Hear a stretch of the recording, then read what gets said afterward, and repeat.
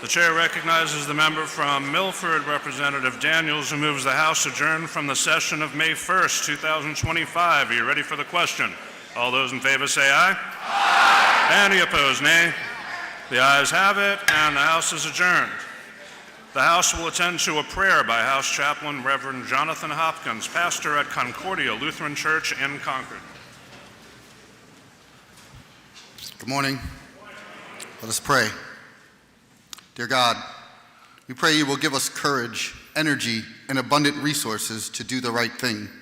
Help us to live the American principle and values of our founders. Help us with the steps we need to take to pass just and good legislation, and give us the motivation, a driving passion to take necessary action. We have been given much, and often we have hoarded it. Give us the passion for our state and our country so we're ready to give of our time, energy, and money to serve our country and state and one another. We pray that we will be led, that you will lead us farther and farther away from self-centeredness and materialism and closer to serving one another. We pray today for those who are sick or suffering, and especially for Speaker Packard. Help him to heal so he returns to us ready to lead and serve. May you give him your healing touch. We give thanks for all the families who give each other support and love. Families are the backbone of our communities, and help us to pass laws that help families care for each other and thrive in our state. Amen.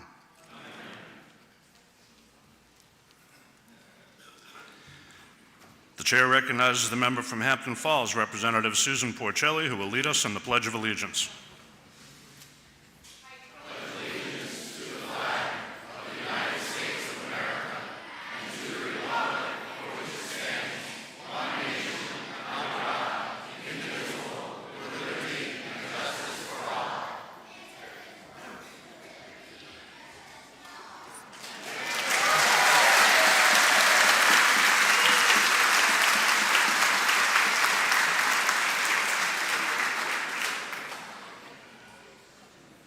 The chair recognizes Bobby Pace of Kensington, who will now sing our national anthem.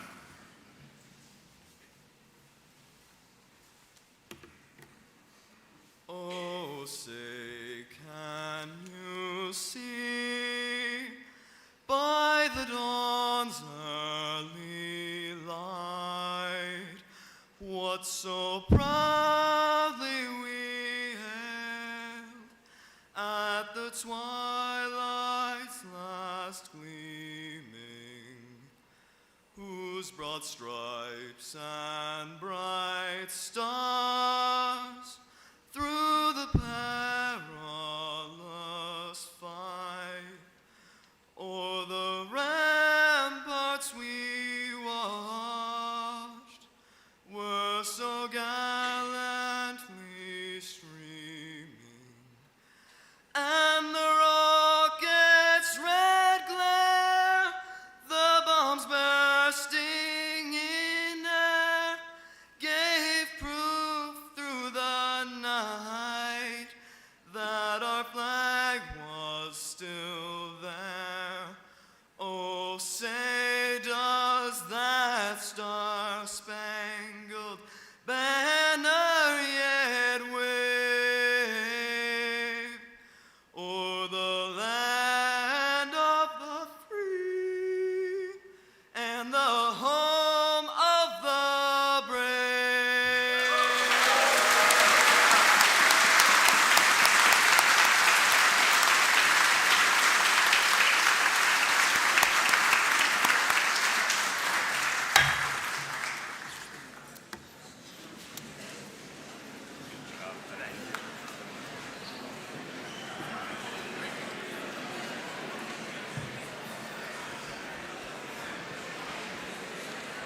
The House will attend to requests for leaves of absence. Mr. Speaker, the day, illness, Representatives Edwards, Fadolfi, Foote, Gibbs, Grill, Jeffrey Smith, Sofakidis, and Varney.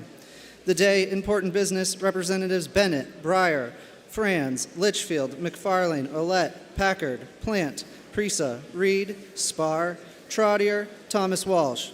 The day, illness in the family, Representative Kate Murray. These leaves of absence shall be granted unless otherwise ordered by the House. The House will attend to the introduction of guests. Mr. Speaker, please welcome Keegan O'Connor, student from Fall Mountain Regional High School, our page for the day.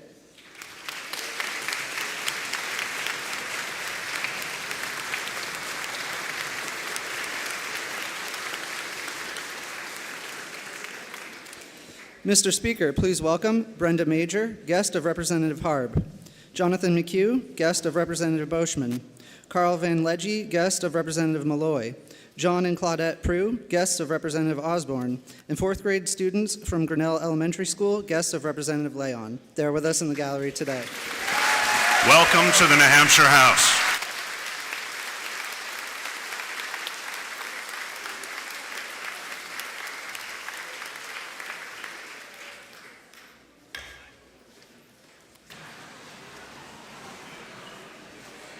The chair recognizes Representatives Harb and Almy for memorial remarks for the former member from Plastow, the Honorable Norman Major.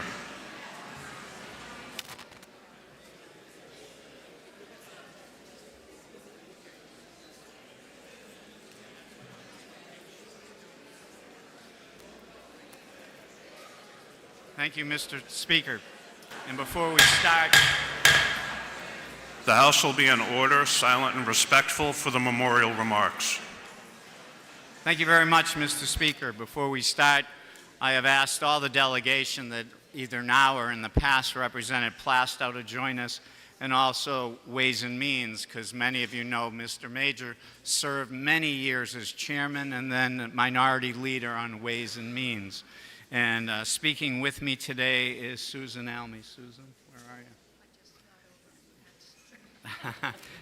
she had to go around. So first I'm going to ask Susan to come up and give us some remarks about Norman and all the years he served on Ways and Means. Thank you, Susan. Thank you.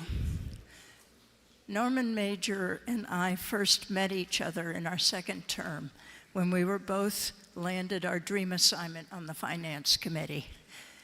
And then we're both assigned to double duty, triple duty on the 10-person Division 4, created to answer the Supreme Court's order that the legislature define and fund an adequate education. 6 weeks and 250 hours later, we all knew each other pretty well. Norm was 12 years older than I was, both of us with long first careers. The second term, finance disgorged Ways and Means with us two attached to it. Norm was made vice chair, then chair. We worked together pretty well for years until the Democrats won the majority in 2007 and I became chair. Jordan Ullery can tell you how that went down with Norm. He was pretty shell-shocked, and that lasted for a couple of years. But Jordan actually helped a lot to keep us together at that point. There were a lot of legislators shell-shocked. Democrats hadn't been in power for 150 years. None of us knew what we were doing. We made up after a few years and resumed our partnership, collaborating on committee and floor tactics. Norm went through several serious illnesses at that time, and I was afraid he was dying twice. But he recovered, and he persisted for many years after that. And then I had started working in 2001 on the state's dedicated funds, which were all over the place and unknown to most people. And we formed a permanent committee for oversight after several years, and Norm became the chair, and I took on the reporting. I joined him at NCSL in fighting the national push to let state sales tax for states that tax the goods sold to non-sales tax states. and I got to know his wife, Brenda, at evening meetings at NCSL.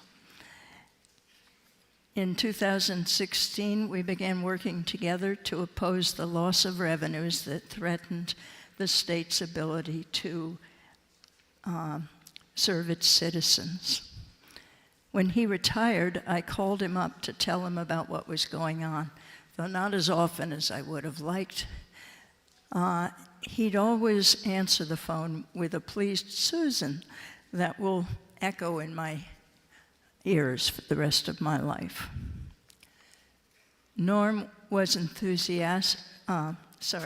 emblematic of the Republicans that I met when I first arrived, caring most about the welfare of the state and his community. He loved his community, and they loved him back. I lived 2 hours away from Plaistow, and I never knew how much he was loved till I went to the second huge party they gave him and learned how they had wrapped themselves around him on his retirement. I loved Norm as a brother, and Brenda with him. I will miss him a lot.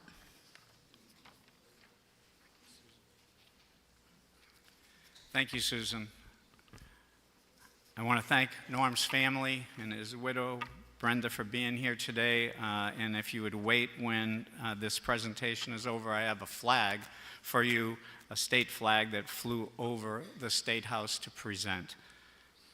Well, you've heard Susan tell you about his many years with Ways and Means. I want to tell you why I believe, and all of us believe, Norm was a great statesman, a great citizen of New Hampshire, and truly one that dedicated his entire life to the state and his town, Plaistow.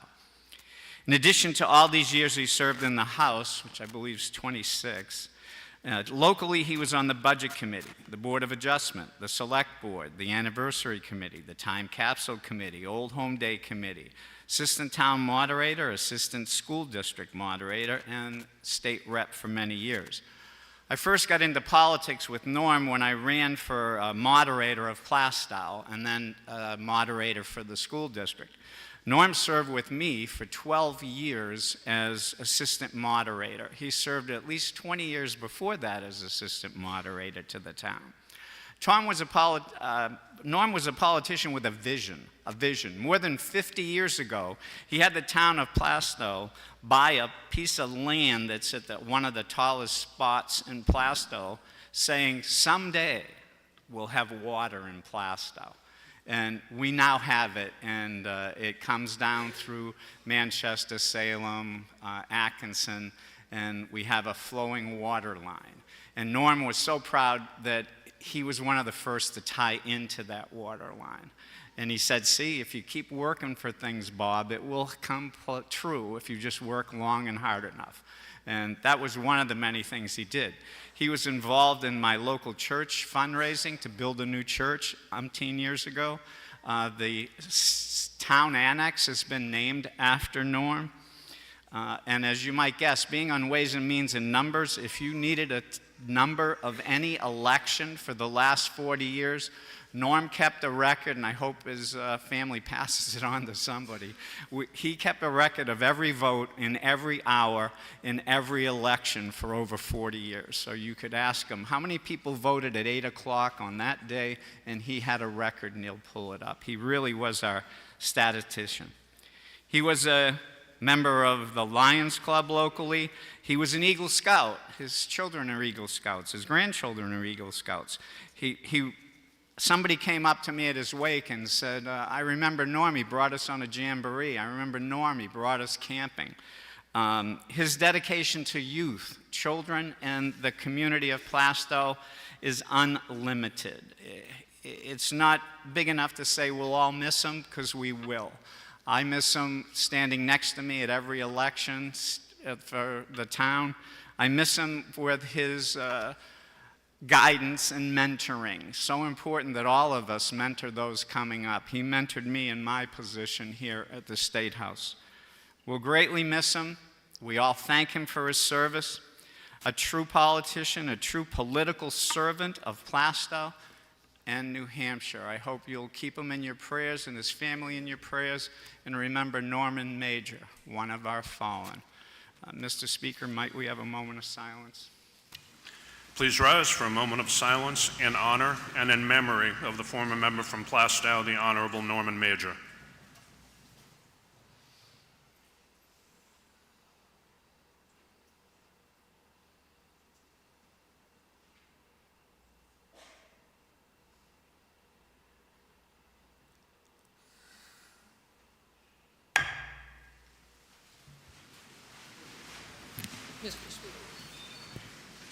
For what reason does the member rise? I'd like to make a motion. State your motion. My motion is to put the last two individuals that spoke in permanent journal. Without objection, so ordered.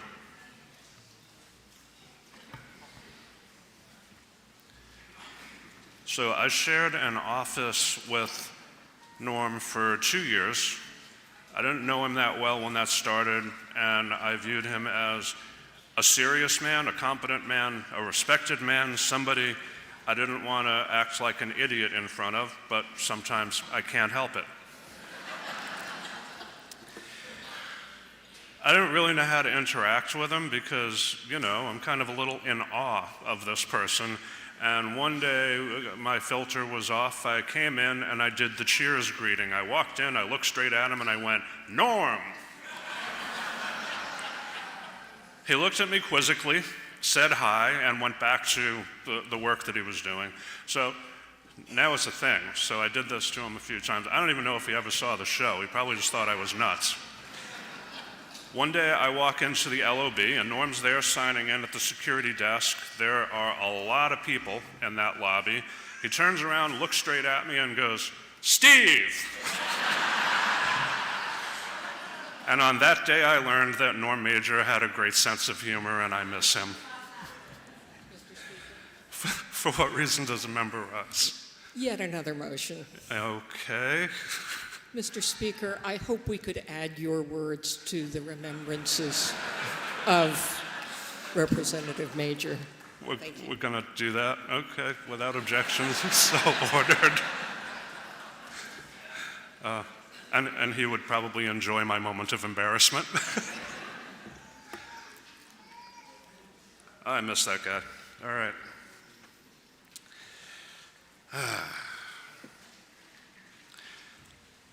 The House will attend to Senate messages. Mr. Speaker, the Senate concurs with the House in the passage of the following entitled bill with amendment, and the passage of which amendment the Senate asks the concurrence of the House. House Bill 213, relative to wage garnishment for child support. Representative Mark Pearson moves that the House concur and is recognized to speak to the motion.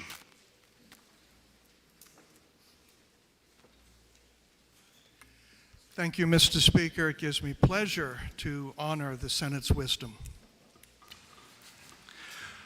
The motion is to concur. Are you ready for the question? All those in favor say aye. Aye. Any opposed, nay? The ayes have it, and the motion is adopted. The House will attend to further Senate messages. Mr. Speaker, the Senate concurs with the House in the passage of the following entitled bill with amendment, and the passage of which amendment the Senate asks the concurrence of the House. House Bill 87, prohibiting the posting of land not owned by the poster. Representative Roy moves that the House concur and is recognized to speak to his motion.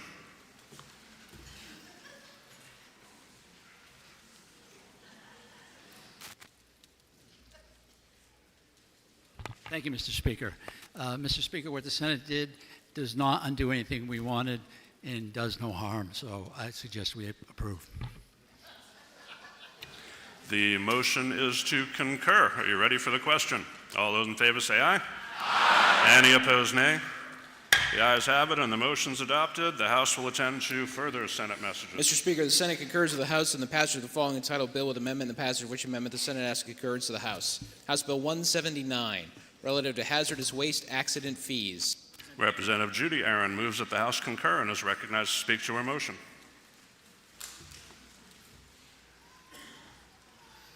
Thank you, Mr. Speaker. I recommend the motion to concur. Senate made some changes, just making some slight adjustments to these fees for hazardous materials accidents. And Environment and Agriculture Committee also concurs with this. Hope that you will join us. Thank you. The motion is to concur. Are you ready for the question? All those in favor say aye. Aye. Any opposed, nay? The ayes have it. The motion is adopted, and the House will attend to further Senate messages. Mr. Speaker, the Senate concurs with the House in the passage of the following entitled bill with amendment, the passage of which amendment the Senate asks concurrence of the House. House Bill 134, relative to the State Building Code. Representative Carol McGuire moves that the House concur and is recognized to speak to her motion.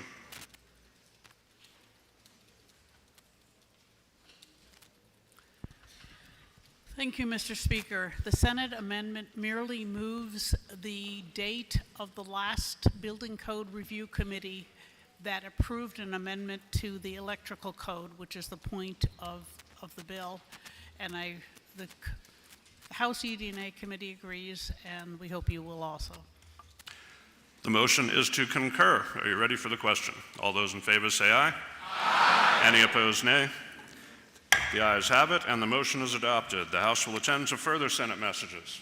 Mr. Speaker, the Senate concurs with the House in the passage of the following entitled bill with amendment, the passage of which amendment the Senate asks concurrence of the House. House Bill 214, relative to the regulation of recreational therapists and respiratory care practitioners, and relative to delaying the effective dates of various new procedures for criminal history records checks.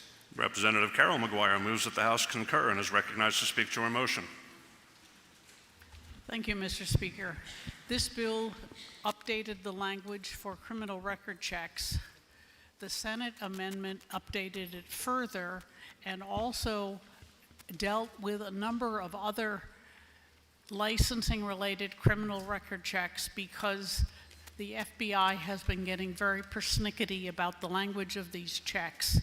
And so we've been working with the Department of Safety and the OPLC to get this language correct. And so what the Senate amendment does is puts our current best version for these therapists, which is no problem, and it also moves out the date of changing a number of other professional record checks because we want to make absolutely sure we've got the right language before we amend those. It doesn't affect the intent of the bill that we passed, and I hope you will support it. The motion is to concur. Are you ready for the question? All those in favor say aye. Aye. Any opposed, nay? The ayes have it, and the motion is adopted. The House will attend to further Senate messages. Mr. Speaker, the Senate concurs with the passage. The Senate concurs with the House in the passage of the following entitled bill with amendment, the passage of which amendment the Senate asks concurrence of the House. House Bill 469, relative to the operation of the Public Deposit Investment Pool and the membership of its committee. Representative Carol McGuire moves that the House concur and is recognized to speak to her motion. Thank you, Mr. Speaker. The Senate amendment adds in the requirement that the investment advisor contract go to Governor and Council, which we think is current law, but we don't object to it. And it also adds back in one banker member that had been removed by the House. We don't like it, but we don't think it's important enough to fight the Senate when the rest of the bill is writing on it. The ED&A committee agrees with this, and we hope you will too. The motion is to concur. Are you ready for the question? All those in favor say aye. Aye. Any opposed, nay? The ayes have it. The motion is adopted, and the House will attend to further Senate messages. Mr. Speaker, the Senate concurs with the House in the passage of the following entitled bill with amendment and the passage of which amendment the Senate asks the concurrence of the House. House Bill 265, requiring that a public body's meeting minutes include start and end times of the meeting and the printed name of the recording secretary. Representative Lynn moves that the House concur and is recognized to speak to his motion.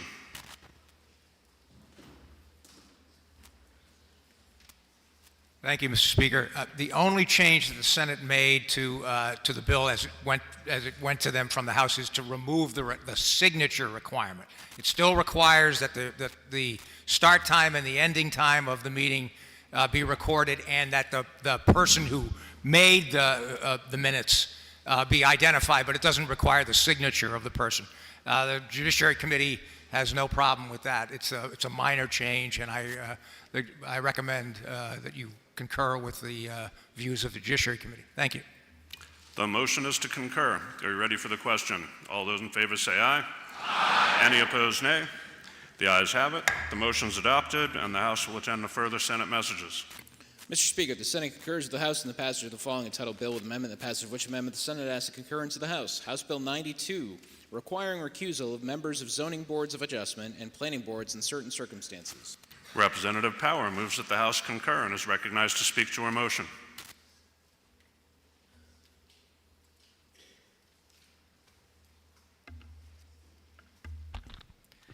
Thank you, Mr. Speaker. I rise in support of the motion to concur on House Bill 92. The amendment simplifies the bill language passed by the House in order to prevent misinterpretation of the law while preserving the intent of the bill as filed. For these reasons, I recommend that the House support the motion to concur by voting yes. Thank you, Mr. Speaker. The motion is to concur. Are you ready for the question? All those in favor say aye. Aye. Any opposed, nay. The ayes have it. The motion is adopted, and the House will attend to further Senate messages. Mr. Speaker, the Senate concurs with the House in the passage of the following entitled bill with amendment, the passage of which amendment the Senate asks the concurrence of the House. House Bill 110, authorizing counties to establish revolving fund accounts. Representative Power moves that the House concur and is recognized to speak to her motion. Thank you, Mr. Speaker. I rise in support of the motion to concur on House Bill 110. The amendment changes the term county delegation to county convention in 2 instances, providing clear and consistent terminology within the current law. For these reasons, I recommend that the House support the motion to concur by voting yes. Thank you, Mr. Speaker. The motion is to concur. Are you ready for the question? All those in favor say aye. Aye. Any opposed, nay. The ayes have it. The motion is adopted, and the House will attend to further Senate messages. Mr. Speaker, the Senate concurs with the House in the passage of the following entitled bill with amendment, the passage of which amendment the Senate asks concurrence of the House. House Bill 127, extending the closing date of the OHRV trails on the Connecticut River headwaters property from September 30th to Columbus Day. Representative Harb moves that the House concur and is recognized to speak to his motion.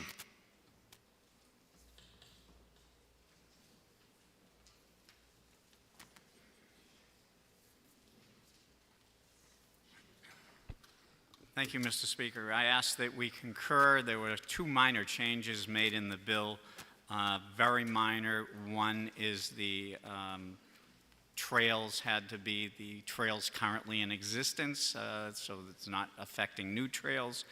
And the other one was very minor, so would ask for you to concur with the change. Thank you very much.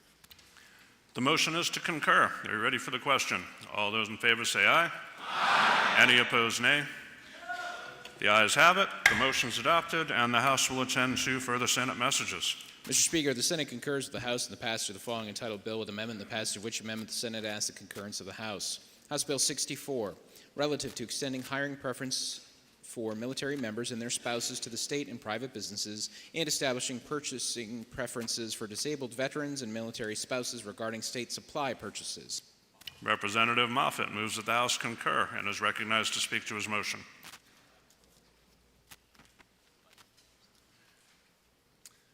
Thank you, Mr. Speaker. This simply had to do with a re-enlistment bonus, and in addition to paying for certain re-enlistments, it would also apply to reclassification into critical vacancies. It was a nice improvement, and I hope that you'll support and concur. The motion is to concur. Are you ready for the question? All those in favor say aye.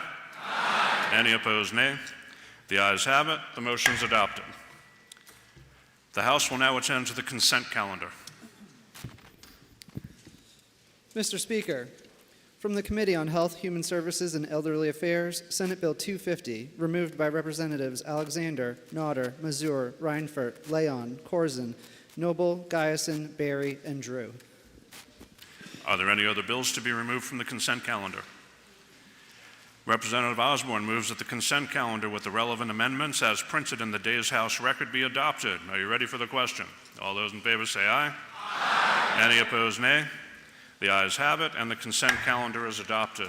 Representative Lucas recused herself from the vote on SB 78 and did not participate in the vote on the consent calendar.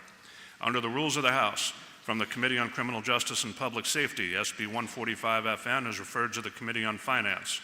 From the Committee on Health, Human Services, and Elderly Affairs, SB 118FN is referred to the Committee on Finance. From the Committee on Housing, SB 173 is referred to the Committee on Ways and Means. From the Committee on Judiciary, SB 263 is referred to the Committee on Criminal Justice and Public Safety. And from the Committee on Transportation, SB 151FN and SB 266FN are referred to the Committee on Criminal Justice and Public Safety. The House will now attend to the regular calendar.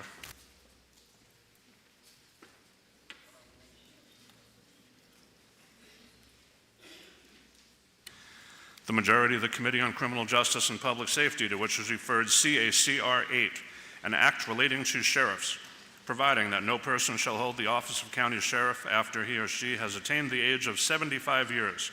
Having considered the same, report the same with the recommendation that the bill ought to pass. Representative Richard Lascelles for the majority of the committee. The minority of the committee, having considered the same and being unable to agree with the majority, report with the following resolution: resolved that it is inexpedient to legislate. Representative David Moose for the minority of the committee. Representative Moose is recognized to speak against the committee report.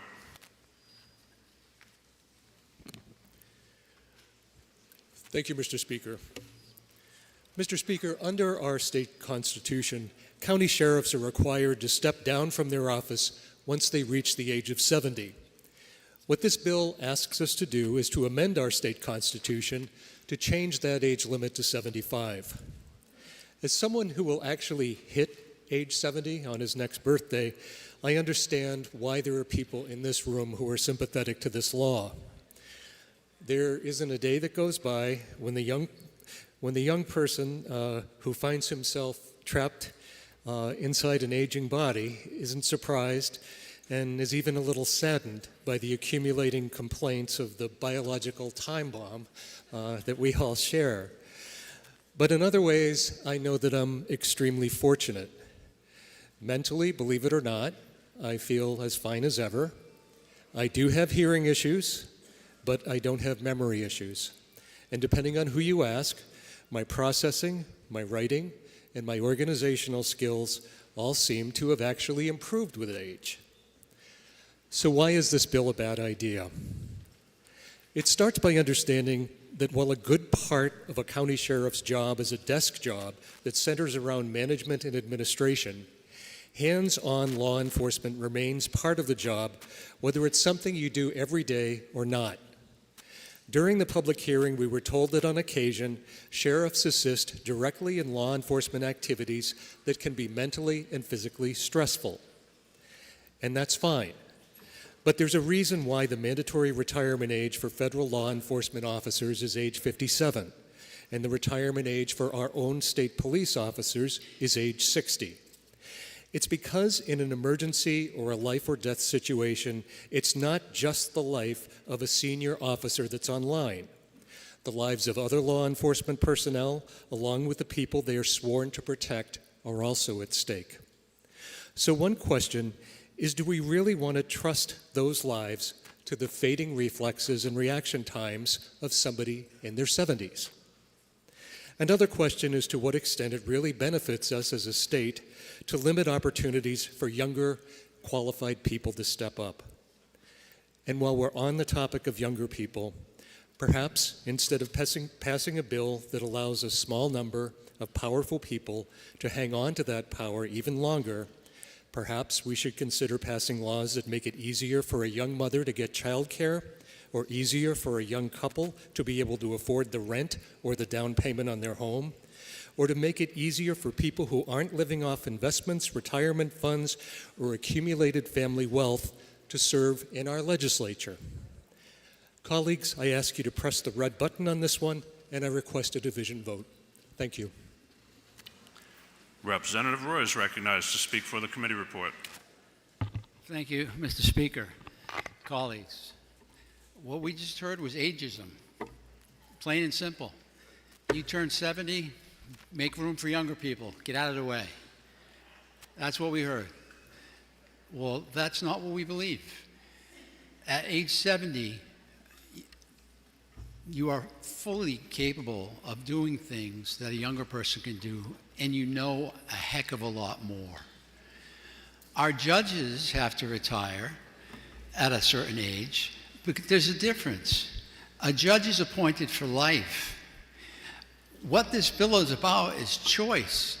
Are we saying that the citizens of our cities and towns aren't smart enough to decide for themselves whether a person is too old for the job or not?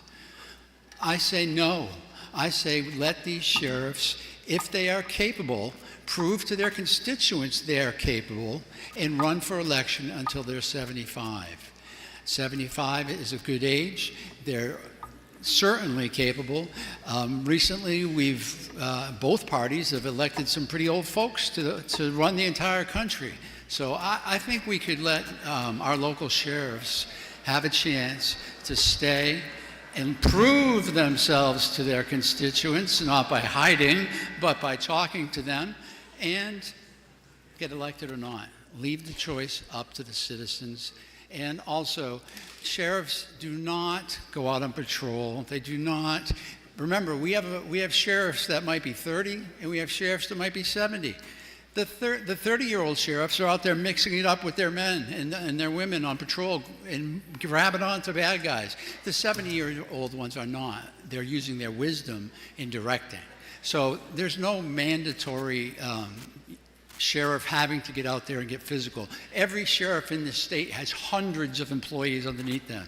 If they are needed to get out there and arrest people, we have a bigger problem on our hands than the sheriff's age. I ask you to support the committee report. Thank you. Does the member yield for a question? I do. Member yields. You may inquire. Thank you, Mr. Speaker, and thank you, Representative. Representative, aren't sheriffs in this state elected positions? Yes, they are elected positions.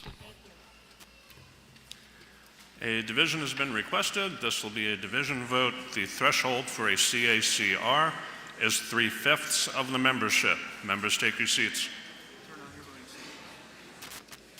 And turn on your voting stations.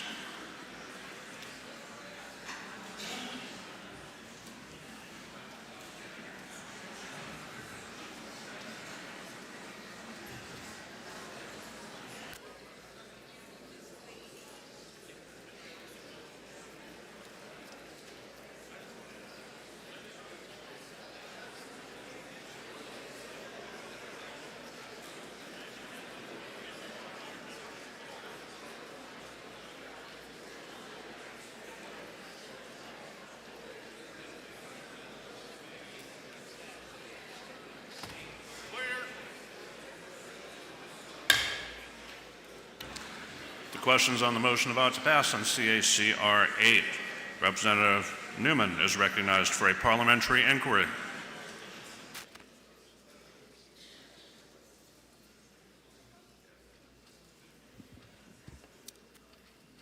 Thank you, Mr. Speaker. If I know the county sheriff is a high-stress role, especially on occasions when they are required to act in a law enforcement capacity, and I also know the physical and mental vigor is critical in that role, but both decline with age. They certainly have declined with me. I understand that.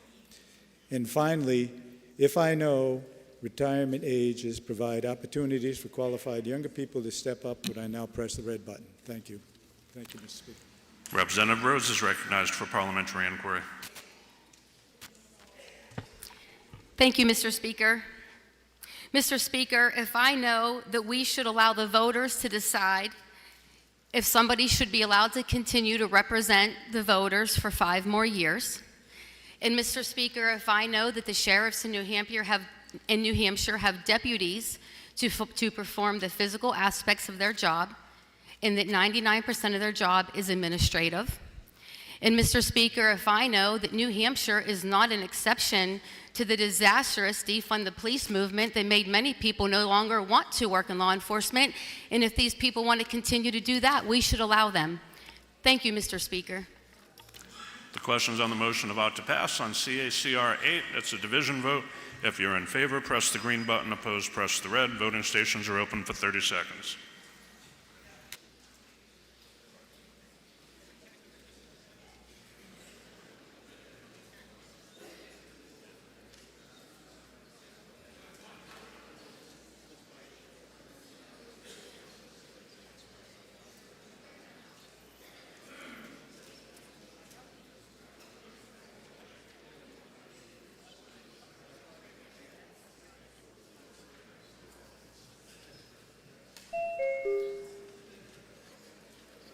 Have all members present had an opportunity to vote? House will attend to the state of the vote. The motion fails, having failed to reach the 3/5 threshold.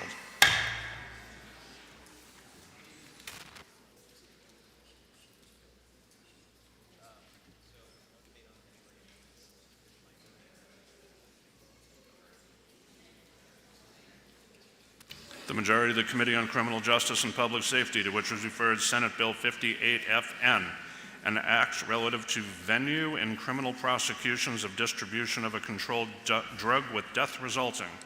Having considered the same, report the same with the following amendment and the recommendation that the bill ought to pass with amendment. Representative Terry Roy for the majority of the committee. The minority of the committee, having considered the same and being unable to agree with the majority, report with the following amendment and the recommendation that the bill ought to pass with amendment. Representative Buzz Sheriff for the minority of the committee. The majority amendment is 1722H, printed on House Record 23 on page 23. Questions on the amendment? You ready for the question? All those in favor say aye. Aye. Any opposed, nay? No. Excellent effort, but the ayes have it. And the amendment's adopted. The bill's on second reading and open to further amendment. Representative Scher moves Amendment 1721H, printed on House Record 23, also on page 23, and is recognized to speak. Thank you, Mr. Speaker. I'll try and be brief. This is a lawyer thing. The amendment is not in your packet for some reason, so let me explain. New Hampshire Constitution says the venue of a criminal case should be where the act occurs. That's a constitutional provision. At the New Hampshire Supreme Court, in looking at this death resulting statute, said when the death occurs in one place and the distribution of the drugs that cause that death occurs in another place, the act identified in the statute is where the act was distributed. It said the death doesn't count as an act.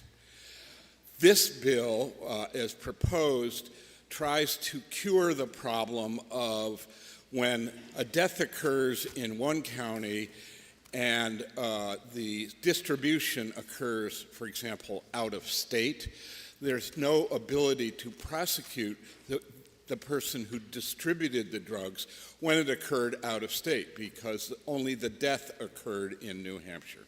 So that's the situation that this bill tries to cure. And the intent of the bill is excellent. When the proponent of the bill and the county attorneys that put forward the bill were questioned about the potential constitutional problems with the particular language in the bill, they said, oh, don't worry about that. We've had this dual venue proposition before in crimes like identity fraud. So I looked at the identity fraud statute and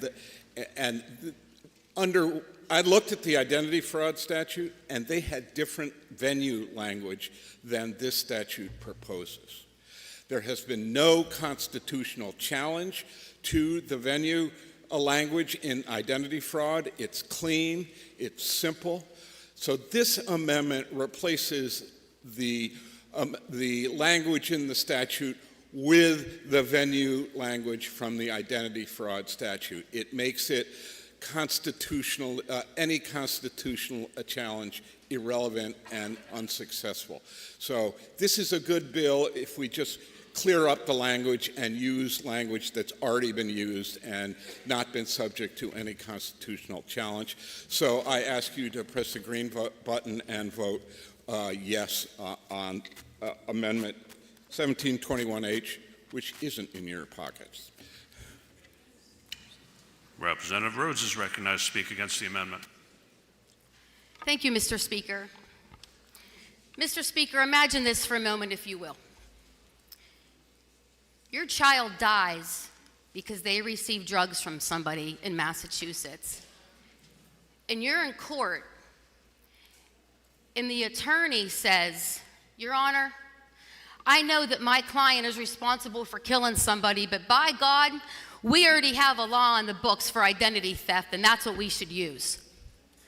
That does not make any sense. The police departments were against this, the Attorney General's office was against this, and we should be against this amendment. Please vote no. Will the member yield for a question? The member does not yield. All right, the question is on the adoption of 1721H, and a division vote has been requested. Members, take your seats.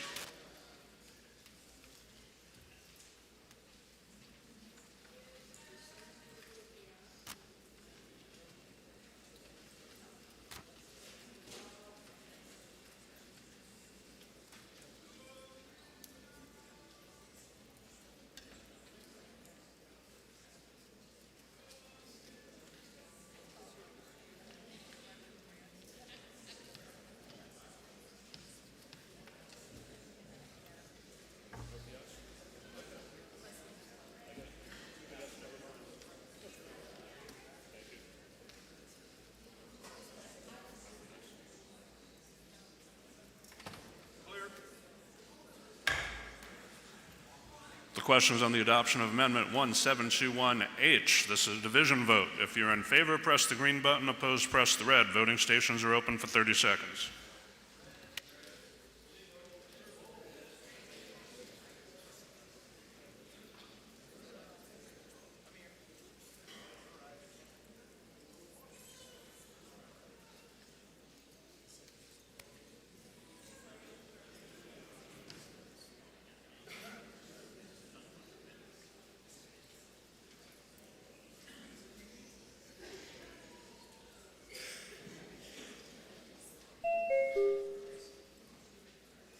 Have all members present had an opportunity to vote? The House will attend to the state of the vote. 164 in the affirmative, 198 in the negative. The amendment fails. Now on to the main motion of ought to pass as amended. Representative Scher is recognized to speak against the report. Waves off. Waves off. And a division's been requested. Since you're still in your seats, this should be easy. The question's on the motion of ought to pass on Senate Bill 58. If you're in favor, press the green button. Opposed, press the red. Voting stations are open for 30 seconds.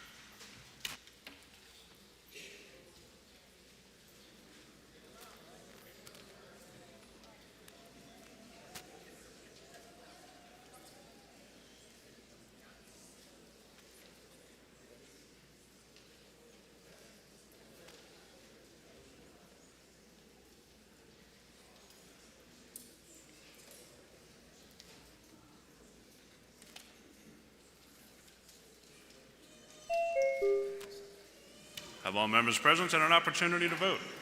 House will attend to the state of the vote. 212 in the affirmative, 150 in the negative. The motion's adopted.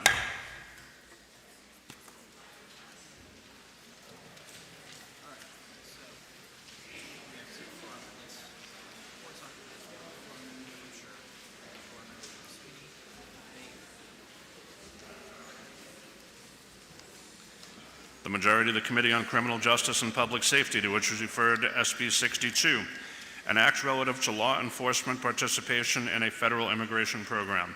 Having considered the same, report the same with the recommendation that the bill ought to pass. Representative Terry Roy for the majority of the committee. The minority of the committee, having considered the same and being unable to agree with the majority, report with the following resolution. Resolved that it is inexpedient to legislate. Representative Buzz Scher for the minority of the committee. The bill is on second reading and open to further amendment. Representative Scher moves floor amendment 1941H, which can be found in your seat pockets, and is recognized to speak. Thank you, Mr. Speaker.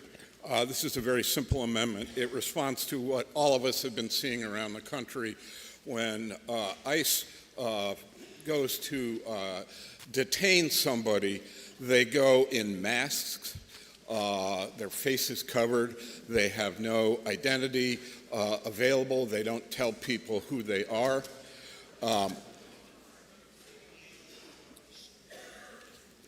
We if New Hampshire officials are going to, law enforcement officials are going to participate and act under the authority of ICE, New Hampshire doesn't want those people to be traveling incognito. We don't want our deputy sheriffs, our local people, to be masked and hidden. So the amendment simply asks that when a New Hampshire law enforcement official is acting under the authority of ICE, that they identify themselves, they give their badge number and the department under which they're working. That's the way we do things. We don't create a situation that will feel like a kidnapping situation to those who are watching it. We want it to be clear what is happening and who is doing it. So I ask you to press the green button and support this amendment. Representative Roy is recognized to speak against the amendment. Thank you, Mr. Speaker. Mr. Speaker, 90% of the time I would agree with everything my friend just said. Our law enforcement should be uniformed. We should know who they are. When they are working with the federal government on situations like this, they are picking up people that work for organizations called cartels. In cartels, you may laugh, but they kill a lot of people, so I don't know how funny you think that is. Our law enforcement members' lives are at risk because they do. There's a reason that you see these people wearing masks and balaclavas and things like that, because they are targeted by the cartels. And we have had federal ICE agents and federal law enforcement agents actually killed, targeted, and assassinated by these cartels, which I fail to find any humor in whatsoever. I believe that there's a reason this is done that way, and we should support the men and women of law enforcement who we are asking to go out and take these criminals out of our society to give them the safety. The House will be in order. The safety for themselves and their families to continue to do the job. Thank you. Representative Muse requests a roll call. Is that sufficiently seconded? That is sufficiently seconded. This will be a roll call vote. Members, take your seats.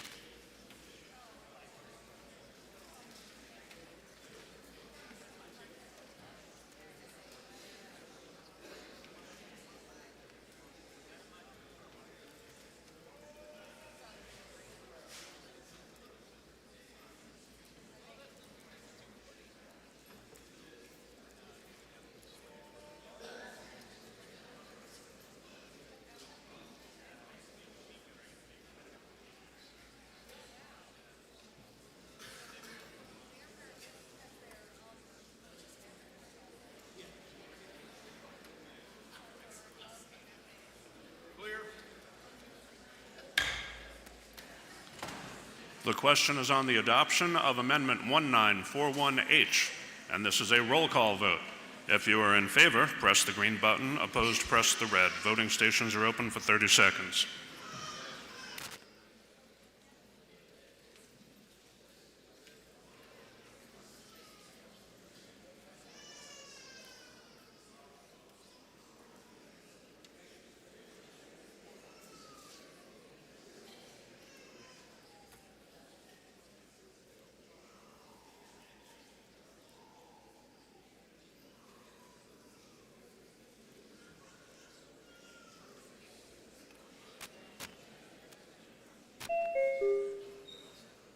Have all members present had an opportunity to vote? The House will attend to the state of the vote.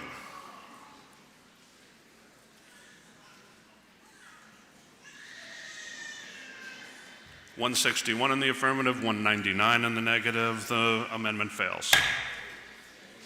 The bill is on second reading and open to further amendment. Representative Sweeney moves Amendment 1957H, which can be found in your seat pockets, and is recognized to speak.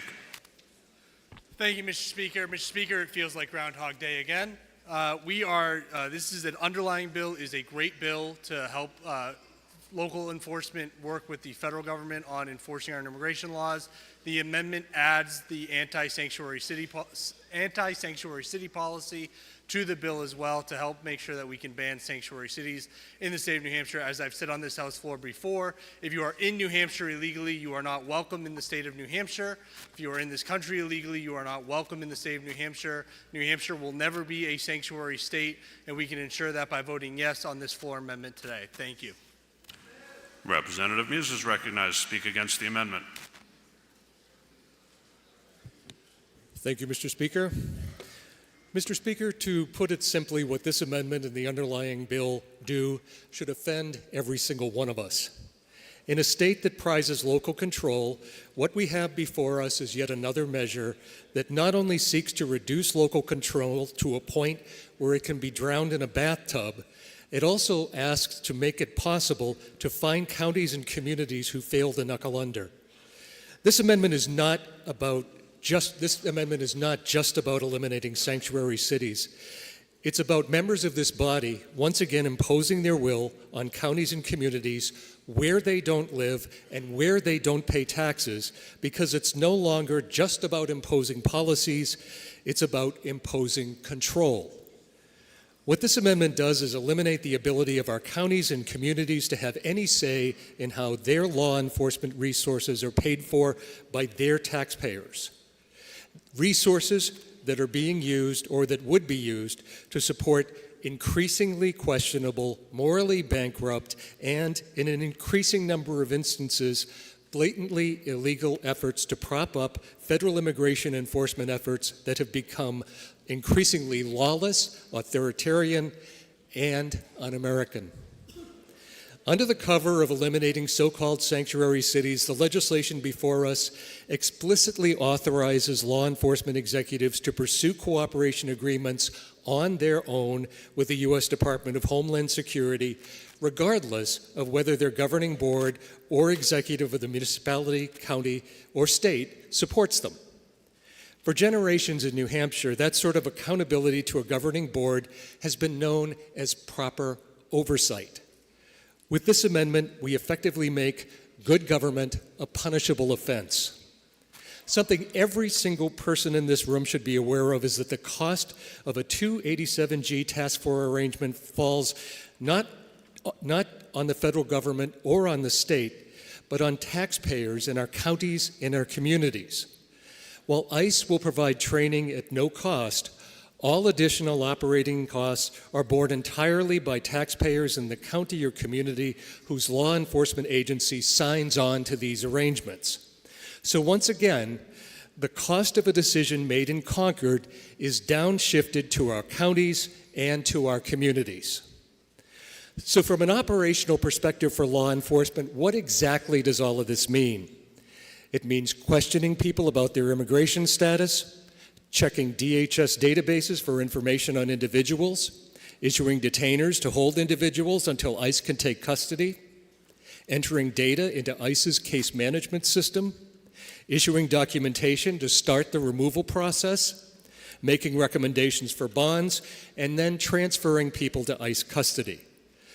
Multiply this across dozens, hundreds, thousands, tens of thousands of people, or even the millions of people that some people are calling for, and it's very easy to see how this is far from a trivial commitment in terms of time or in terms of dollars.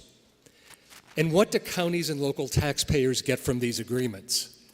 In addition to being complicit in terrorizing anyone with a foreign accent or a different skin color, they also get the bill. That's because neither the state nor the federal government covers these additional costs. As an added bonus, taxpayers get more potential liability. Misidentification and detainer enforcement is common, and it's not unusual for ICE to delay taking custody of detainees for days, opening the door to habeas corpus lawsuits like the one we recently saw in Merrimack, not to mention lawsuits for racial profiling.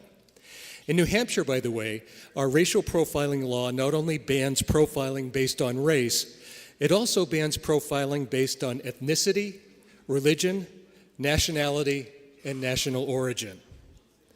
So what don't taxpayers get? What they won't get is any measurable increase in public safety because immigrants are the least likely segment of our population to commit crimes. The House will be in order. But let's get back to counties and communities. What do they get if they decide the liability, the risk, and the expense aren't worth it, and they try to stop a law enforcement agency from entering into one of these agreements? Well, under this amendment, they could be fined up to 25% of all the money they receive from state government. So in addition to removing any remaining shred of local control when it comes to this issue, this amendment finds yet another way for the state to suck money out of local taxpayers. We've seen this movie play out again and again during this session. People who don't live in your town and who don't live in your county once again want to control your town, control your county, and control your local budgets. And this issue is just one more way to make it happen. We can disagree about whether local law enforcement needs to be involved in any way with federal immigration enforcement. But decisions about how local tax dollars are spent should be 100% up to local taxpayers and not to legislators in this room or in the other chamber, creating more Concord chaos. Mr. Speaker, I ask you to oppose this amendment, and I ask for a roll call vote. All right, the question is on the adoption of Amendment 1957H. Representative Muse requests a roll call. Is that sufficiently seconded? Yes, it is. This will be a roll call vote. Members, take your seats.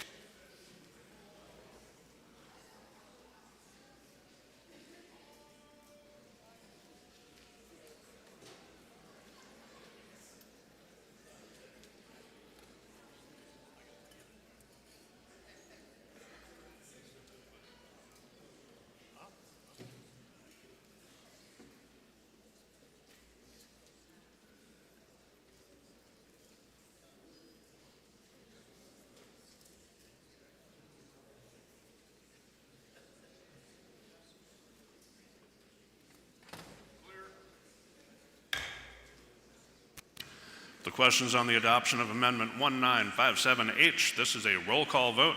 If you are in favor, press the green button. Opposed, press the red. Voting stations are open for 30 seconds.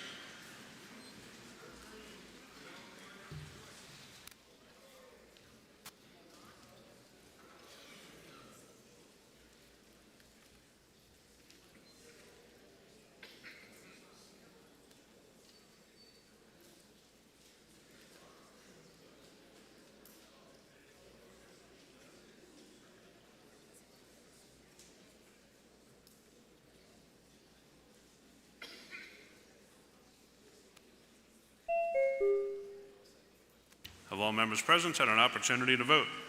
The House will attend to the state of the vote. 202 in the affirmative, 160 in the negative. The amendment's adopted.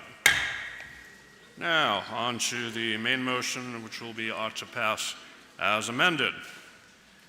Representative Muse is recognized to speak against the report.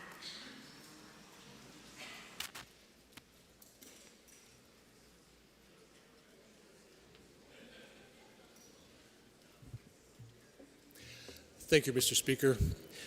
Mr. Speaker, I won't repeat my objections from the previous debate as we vote on this bill, but as we get ready to cast our final vote on this one, I'll leave you with this. What we have before us is yet another bill in a long line of proposed legislation that prioritizes federal immigration enforcement not only over the most pressing needs of New Hampshire communities, but over the right of people in their communities to have a say in law enforcement activities that they pay for. In addition to thumbing its nose at the entire notion of local control, this bill puts our law enforcement agencies at the beck and call of a rogue federal agency that is now in the process of building an infrastructure for mass deportations that have already snared American citizens along with people whose worst crime was writing an op-ed in their college newspaper. We have always been a state that's about freedom. What this bill is about is tyranny and overreach. Please vote red to kill it. And Mr. Speaker, I again ask for a roll call vote.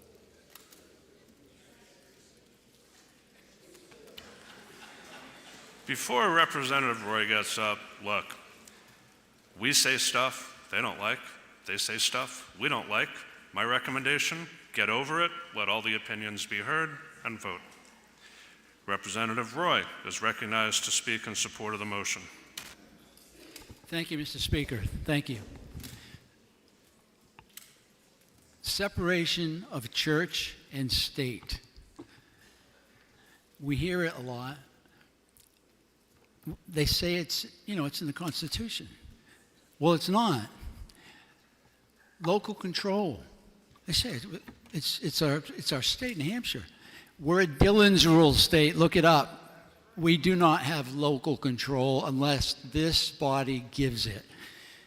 Now, we generally like local control. When you make decisions locally and they go good for you. When they go south, you tried.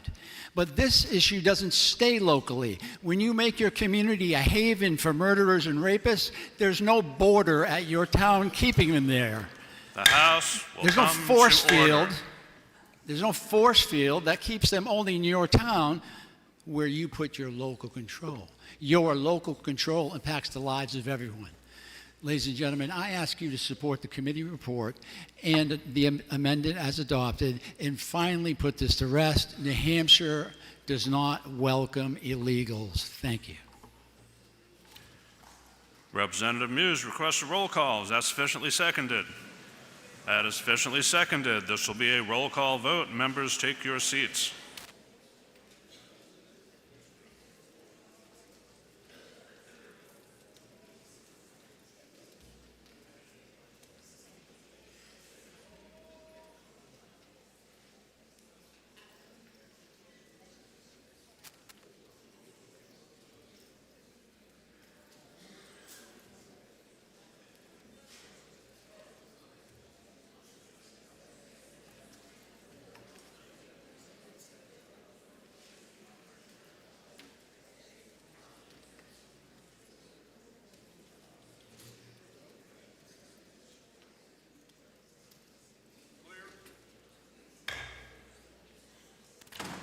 Questions on the motion about to pass as amended on Senate Bill 62.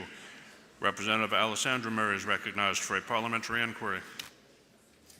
Thank you, Mr. Speaker.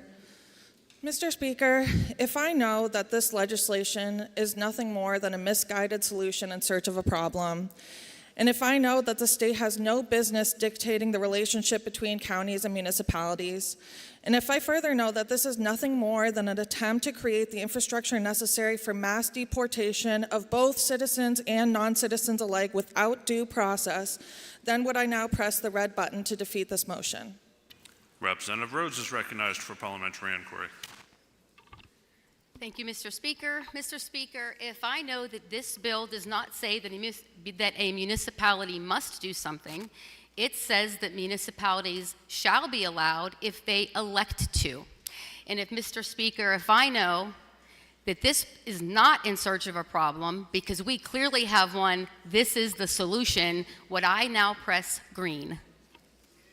The questions on the adoption of the motion about to pass is amended on Senate Bill 62. This is a roll call vote. If you're in favor, press the green button. Opposed, press the red. Voting stations are open for 30 seconds.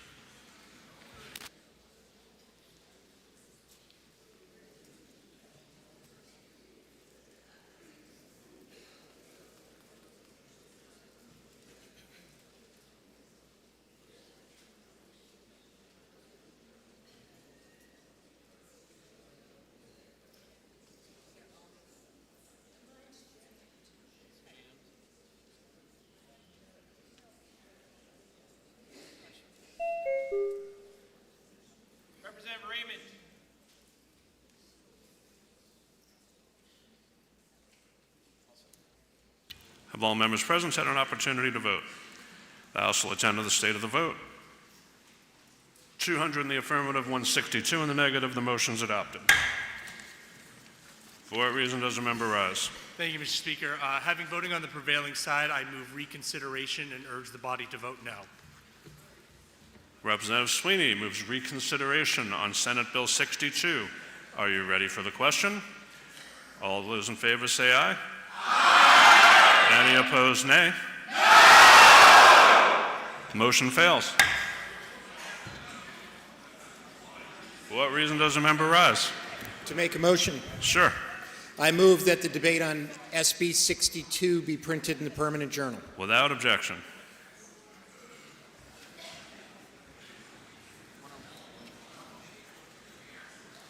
The majority of the Committee on Criminal Justice and Public Safety, to which was referred Senate Bill 62FN, an act relative to the penalty for trafficking in persons under 18 years of age.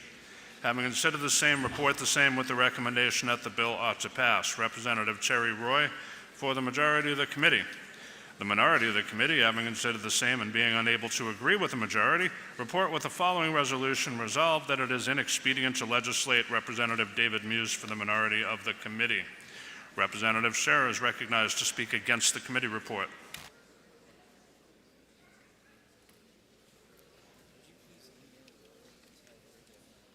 Thank you, Mr. Speaker. Mr. Speaker, sex trafficking of children under the age of 18 is repugnant. A little closer to the mic there. Sex trafficking of children under the age of 18 is repugnant. It's morally reprehensible, and it has a devastating effect and traumatizes its victims. We all agree on that. Let's be clear. The question becomes, what do we do about it? So I went and looked at all the court records of any prosecutions over the last 5 years for sex trafficking. There are 7 of them. Over the course of the last 5 years, there are only 7 prosecutions for sex trafficking. 2 of them involved the same individual. In no circumstance was there a conviction. No circumstance was there a conviction. 5 of them, the cases were dismissed, or null prost, as they say. 1 of them went to a jury trial and the individual was acquitted. And the 7th one, the individual didn't show up for trial, and that's still outstanding. But over the course of the last 5 years, there's essentially slightly over 1 prosecution for sex trafficking. What's going on? That's the question. What is going on, and how do we deal with this problem? Part of what is going on is the federal government prosecutes the most serious sex trafficking cases. The other part of what's going on is sex trafficking of children under the age of 18 occurs in the shadows. It occurs underground. And one of the things we see with the current bill, which has a 7-year mandatory minimum sentence, is it's very possible that it is driving those sex traffickers who might be prosecuted in state prosecutions further underground.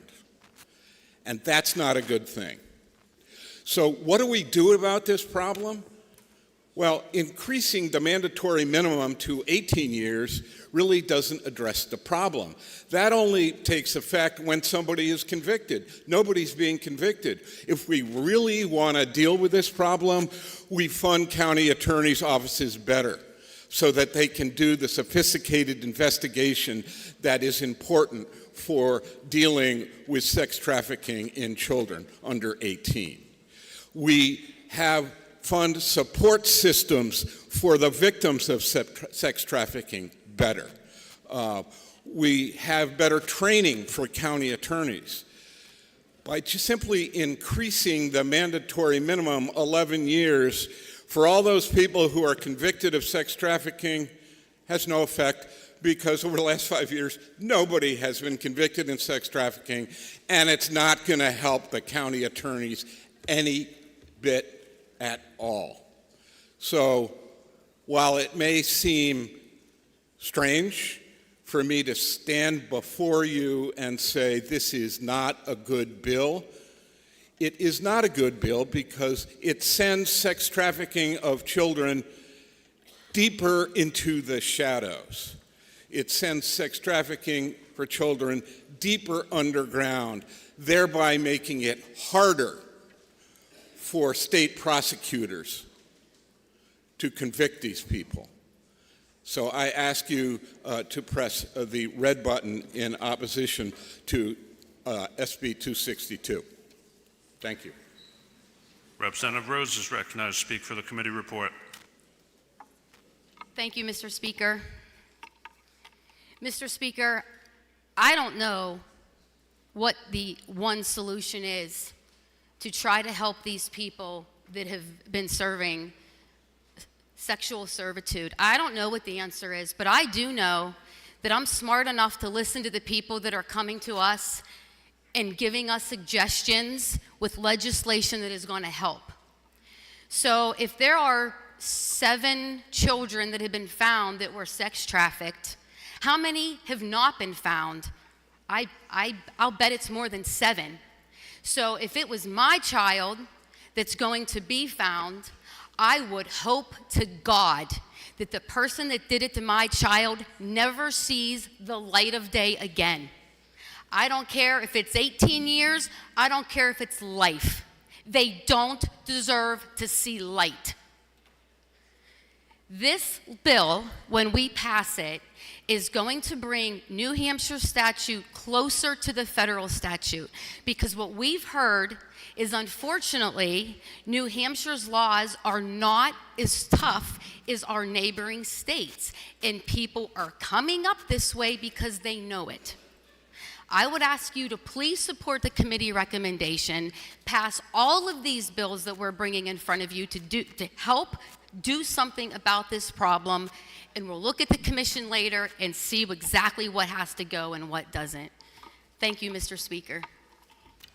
The questions on the adoption of the committee report ought to pass. Representative Notter requests a roll call. Is that sufficiently seconded? That is sufficiently seconded. This will be a roll call vote. Members, take your seats.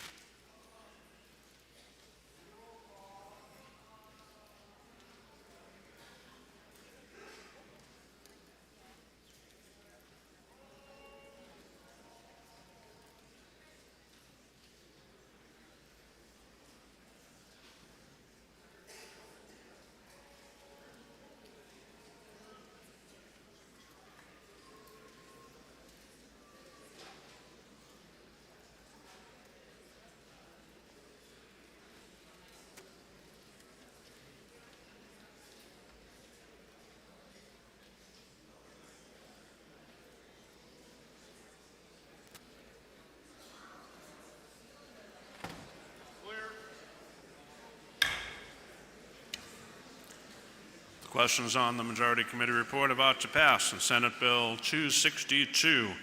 Representative Newell is recognized for a parliamentary inquiry. Thank you, Mr. Speaker. If I know that every single one of us abhors sexual violence and exploitation in all forms, but especially when a minor is involved, and that we are all deeply committed to investigating and punishing offenders, and if I know that increasing mandatory minimums arbitrarily when judges already have the discretion to impose up to a 30-year sentence as appropriate, would I now push the red button to defeat the OTP motion?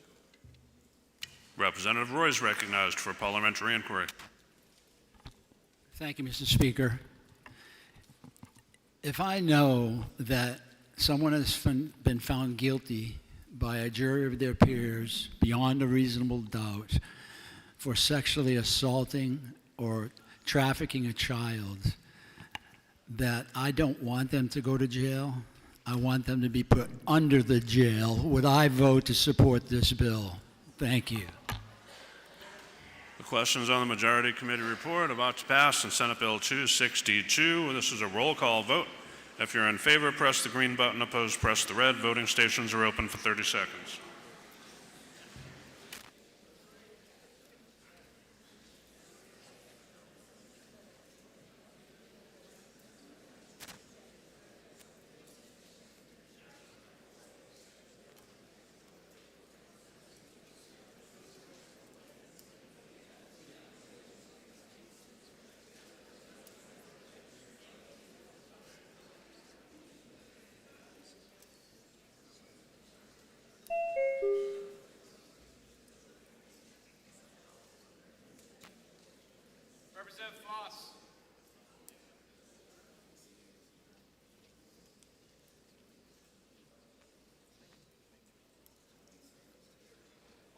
Have all members present had an opportunity to vote?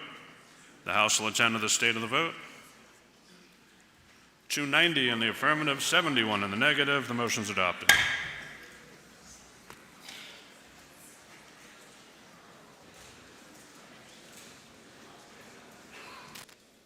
For what reason does a member rise? To make a motion. State it. Voting on the prevailing side, I would like to reconsider SB 23.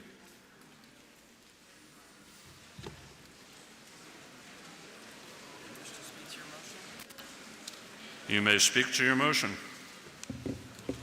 Thank you, Mr. Speaker. If I know that the decision that we made last week was wrong because New Hampshire law enforcement has requested that that this law be enacted because we are currently unable to prosecute certain cases of child abuse for more than a misdemeanor. And if I know that police cited cases of children living covered in feces and teeth rotting out of their head with no recourse to charge the parents. And if I know that this bill has nothing to do with parenting decisions like signing your kids up for sports or going to a water park, and those anecdotes are a political distraction from doing the right thing, then I would now vote yes to reconsider SB 23. Thank you.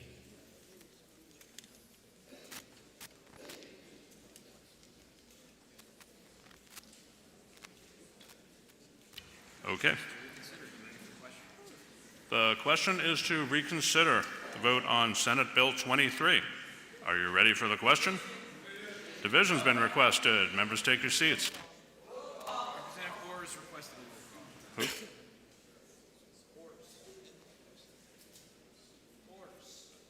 Representative Orr requests a roll call. Is that sufficiently seconded? That is sufficiently seconded. This will be a roll call vote. Members, keep on taking your seats.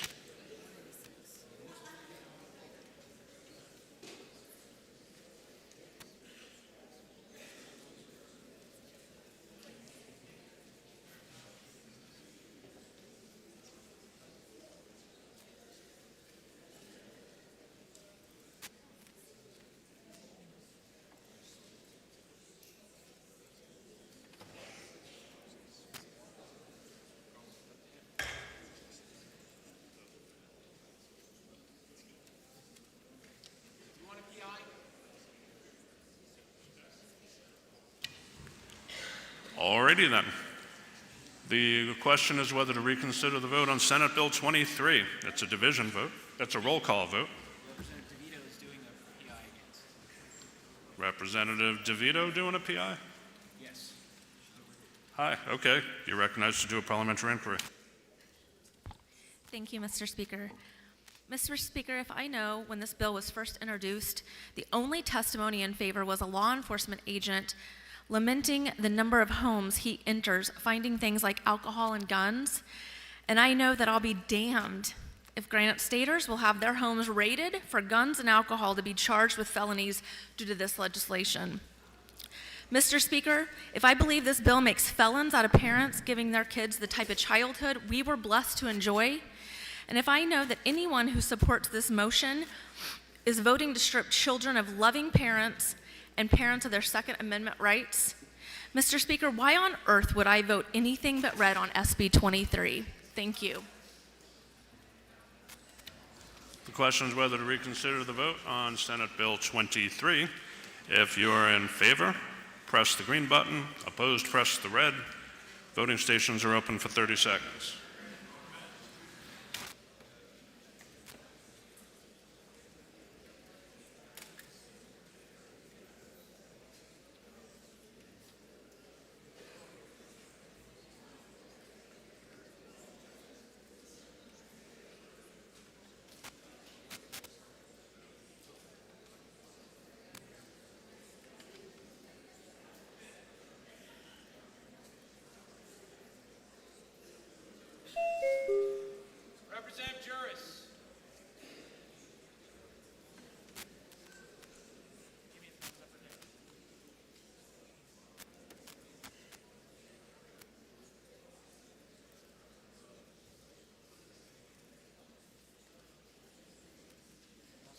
Have all members present had an opportunity to vote?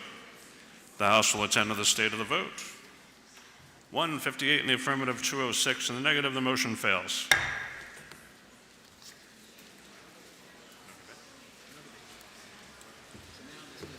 The Committee on Education Funding, to which was referred Senate Bill 292, F and A, an act authorizing a warrant for the funding of state special education aid. Having considered the same, report the same with the following amendment and the recommendation that the bill ought to pass with amendment. The amendment is 1802H, which can be found printed in House Record 23 on pages 34 to 35. Questions on adoption of the amendment? You ready for the question? All those in favor say aye. Aye. Any opposed, nay? The ayes have it. The amendment's adopted. Now on to the main motion of ought to pass with amendment. Are you ready for the question? All those in favor say aye.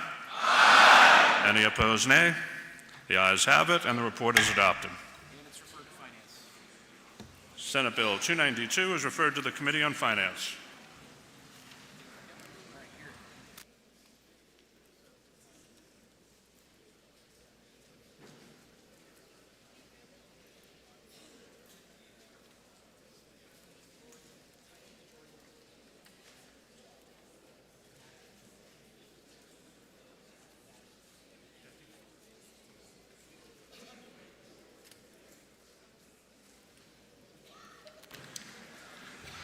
The majority of the Committee on Education Funding, to which was referred Senate Bill 295 FN, an act relative to education freedom accounts. Having considered the same, report the same with the following amendment and the recommendation that the bill ought to pass with amendment.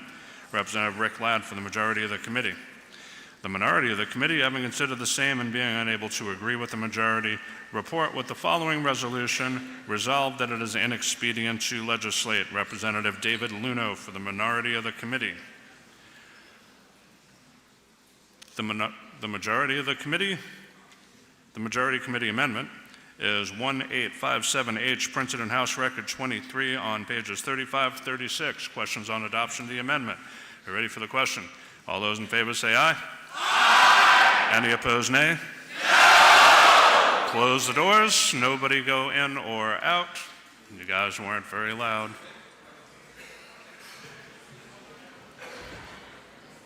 Members in the chamber only, park it, and we're going to do a division on that.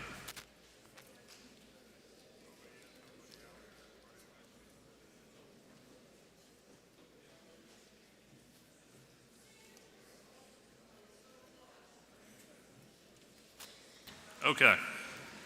Questions on the adoption of the amendment? If you're in favor, press the green button. Opposed, press the red. Voting stations are open for 30 seconds.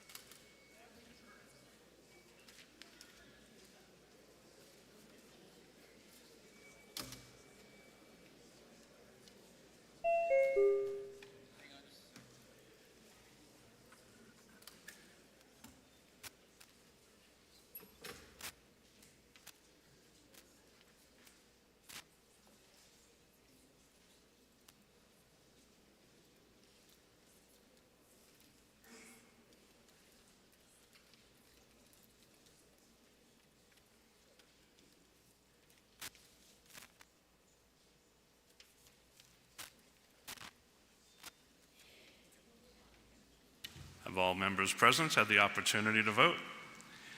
Maybe next time from the diaphragm with a little more feeling. The House will attend to the state of the vote. 185 in the affirmative, 155 in the negative. The amendment's adopted. For what reason does a member rise?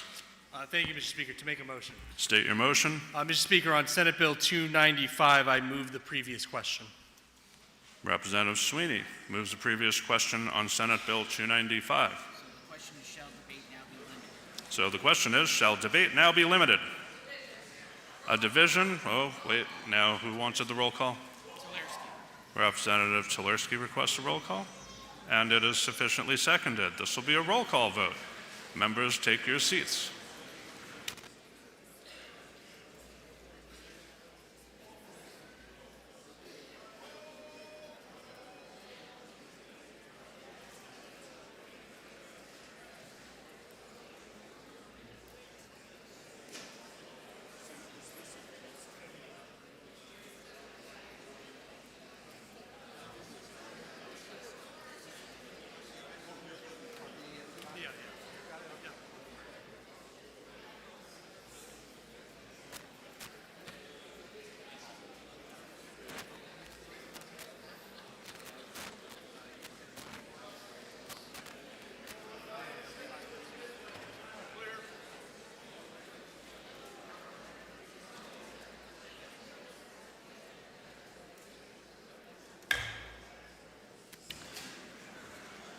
The question before the House is, shall debate be limited? Representative Sweeney is recognized for a parliamentary inquiry. Thank you, Mr. Speaker. Mr. Speaker, if I know that this body has debated this policy at length, not only this session but in sessions past, Mr. Speaker, if I know that this motion simply limits floor amendments and the final vote on the bill to PIs only, so both sides still have their ability to discuss what the legislation is doing in this form of a parliamentary inquiry, would I now vote yes on the motion to move the previous question so that we can get through the business of this bill and the remaining bills we have today? Thank you. Representative Clerk is recognized for parliamentary inquiry. Thank you, Mr. Speaker. If I know that the issue of school vouchers is extremely important to the public and voters, and they want to hear what their representatives have to say about it, would I now vote no against this motion to prevent silencing of the debate? Thank you. The question is, shall debate be limited on Senate Bill 295? This is a roll call vote. If you are in favor, press the green button. Opposed, press the red. Voting stations are open for 30 seconds.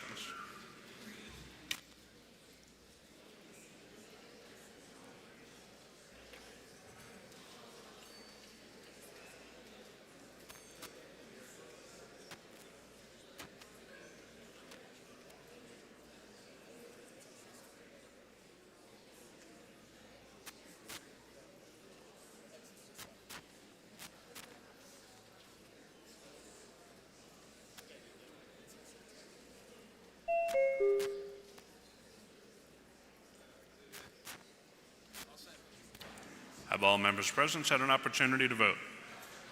The House will attend to the state of the vote.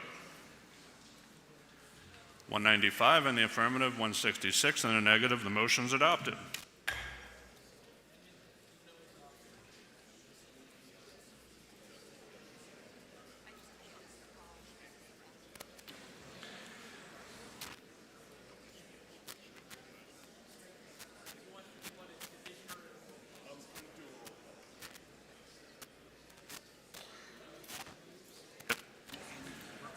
Representative Luno moves floor amendment 1979H, which can be found in your seat pockets, and requests a roll call. Is that sufficiently seconded?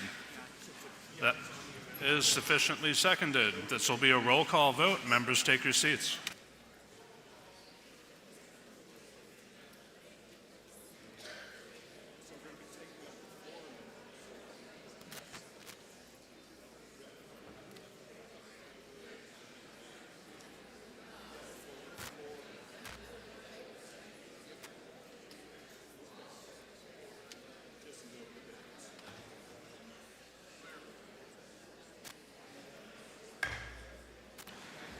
Questions on the adoption of Amendment 1979H. This is a roll call vote. Representative Luno is recognized for a parliamentary inquiry. Thank you very much, Mr. Speaker. If I know that this floor amendment is not about guardrails, and if I know that I've been up here a lot talking about guardrails, such as annual income recertification, such as limiting the program to budget amounts, but that's not what this amendment does. If I know that a sample audit of the EFA program found 12 out of 50 accounts, nearly 25%, had been approved in error, and if I know that the state's audit division is looking into the program now and would release their findings soon, and if I know that this floor amendment would require the audit report to have a clean bill of health before expanding the program, and if I know that a clean bill of health means that the state auditors find that there are sufficient management controls to continue to operate the program, then wouldn't I support a floor amendment that forces compliance, that forces the program administrator to comply with the laws and the rules that we have passed in this body? Then wouldn't I vote yes on this floor amendment and take what we're doing here seriously? Thank you, Mr. Speaker. House will be in order. And Representative Ladd's recognized for parliamentary inquiry.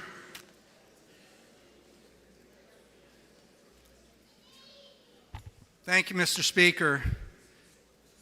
If I know this amendment is simply another trap, a delay tactic to implement the EFA program, and if I know no date has been forwarded or responded to the committee regarding when the LBA report would even become forthcoming, if I also know that legislative LBA budget performance audits rarely come forward with less than 120 pages and many recommendations and many tables that we always look towards doing and complying with for improvement, would I then now press the red button to say no to this unneeded delay tactic? Thank you.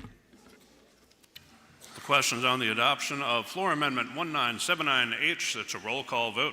If you are in favor, press the green button. Opposed, press the red. Voting stations are open for 30 seconds.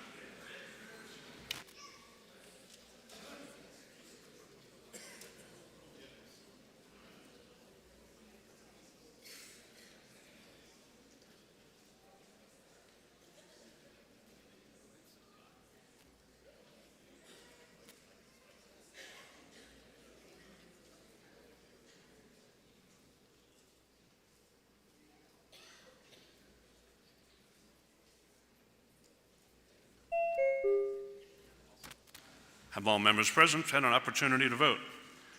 The House will attend to the state of the vote. 165 in the affirmative, 199 in the negative. The amendment fails. The question now is on the majority committee report about to pass as amended. As a roll call has been requested and it is sufficiently seconded, this will be a roll call vote. Members, remain in your seats.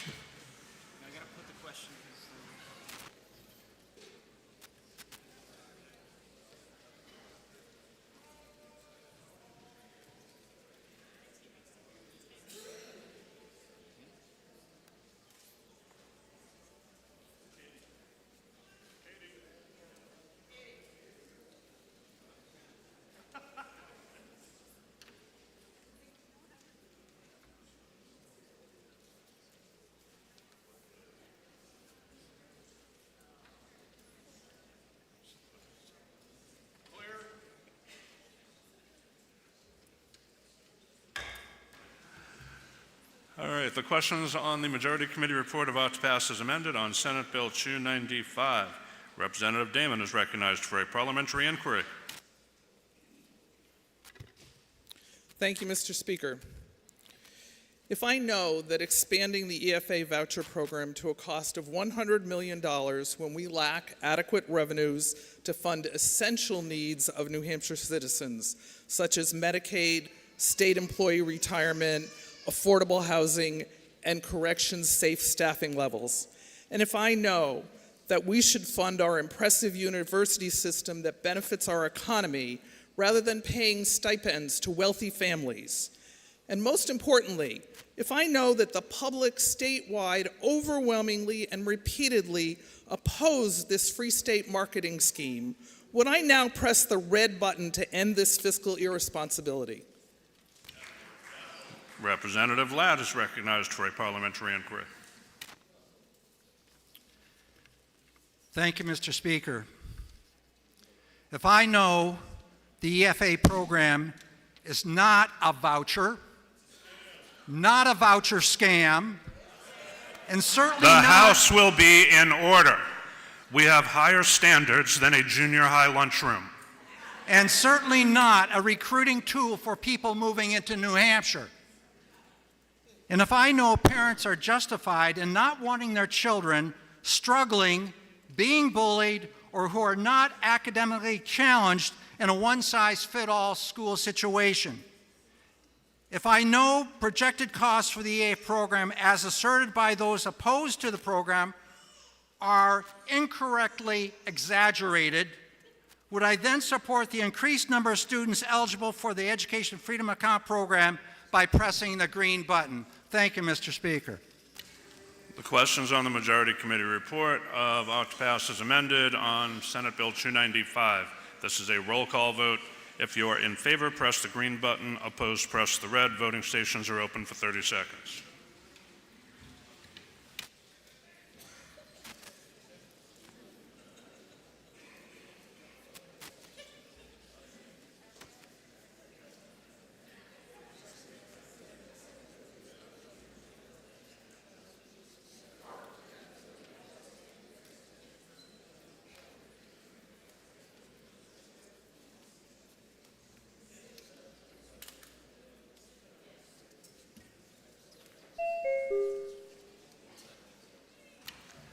Have all members present had an opportunity to vote?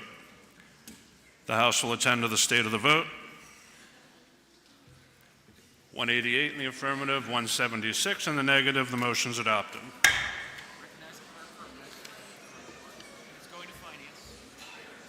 Senate Bill 295 is referred to the Committee on Finance. The clerk is recognized for a report. Thank you, Mr. Speaker. The Committee on Enrolled Bills has examined and found correctly enrolled the following entitled bills. Senate Bill 93, relative to the licensed nurse and assistant licensure application materials. For what reason does the member rise? Thank you, Mr. Speaker. Mr. Speaker, I request that the members' comments from the reconsideration on SB 23 be placed in the permanent journal. I'm sorry, what? The remarks from the SB 23, the reconsideration, Yep. that be placed in the permanent journal, please. Without objection? So ordered.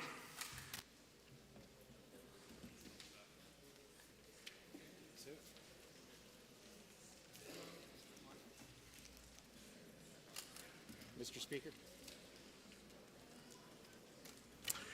For what reason does the member rise? To make a motion. State your motion. Mr. Speaker, I move that the remarks from the PIs on SB 295 be placed in the permanent journal. Without objection, so ordered.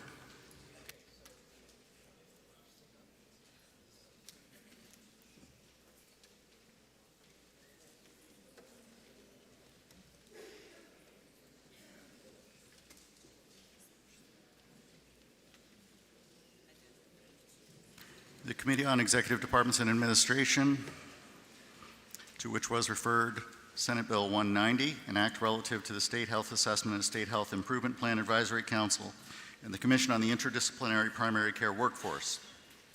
Having considered the same, report the same with the recommendation that the bill ought to pass. Representative Jackie Grota for the majority of the committee. The minority of the committee, being unable to agree with the majority, report with the following amendment and with the recommendation that the bill ought to pass with amendment. Representative Erica Leon for the minority of the committee. Amendment, Representative Leon offers Amendment 1662 and is recognized to speak on behalf of the amendment. Thank you, Mr. Speaker. This bill deals with two very important councils and commissions. It's the State Health Assessment and State Health Improvement Plan Advisory Council and the Commission on the Interdisciplinary Primary Care Workforce. These are large commissions and councils because they are working to collaborate and make sure that people throughout the state are able to speak with each other and understand the true issues that they face. My amendment removes the change to RSA 91A that would allow them to have only 1/7 of the members present physically in order to have a quorum. That sounds like a great idea when you recognize that these people are busy and doing many things in order to provide health care to people in this state. But there's a larger problem. If we want them to know each other, collaborate, and work together in order to bring solutions forward, they should actually know each other, have a chance to speak, and be able to have those face-to-face interactions so that they don't have to ask the state to fix the problems for them, but they can work together on their own in order to meet the healthcare needs of this people in the state. I ask you to support this amendment to require the members of these committees to continue to meet in person, to meet their quorum, so that they can establish these relationships that are so crucial for them to provide these valuable services to the people in the state. Please adopt the amendment. Thank you. Representative Grote is recognized to speak against the amendment. Thank you, Mr. Speaker. How confident are you that you'll reach a health care provider by phone on your first attempt? I doubt any of us are confident about that because these individuals are busy, whether they be a mental health provider, a primary care physician, a child advocate. There are many people who are involved in health care in New Hampshire. Now consider the challenge when providers are also asked to participate in a broad, statewide work group that demands their expertise. Balancing these responsibilities can become unmanageable. Senate Bill 190, as is, offers a practical solution for these participation barriers for both the State Health Assessment and State Health Improvement Plan Advisory Council that has 39 members, and the Commission on the Interdisciplinary Primary Care Workforce, which has 23 members. The bill allows virtual attendance to count toward a quorum. We do not need the amendment, as long as 1/7 of the members are present in person. Both groups meet in Concord, and while meetings last only 60 to 90 minutes, many members face up to 6 hours of round-trip travel. For stakeholders serving rural and underserved populations, this travel time takes away from addressing urgent community needs. Allowing virtual participation is a realistic, pragmatic way to ensure these vital voices are heard and to fill gaps in our state's healthcare system. Senate Bill 190, as is, will boost participation and has received strong recommendation for passage from the majority of the committee. I ask you to vote against this amendment and press the red button. And Mr. Speaker, I request a division vote. Thank you.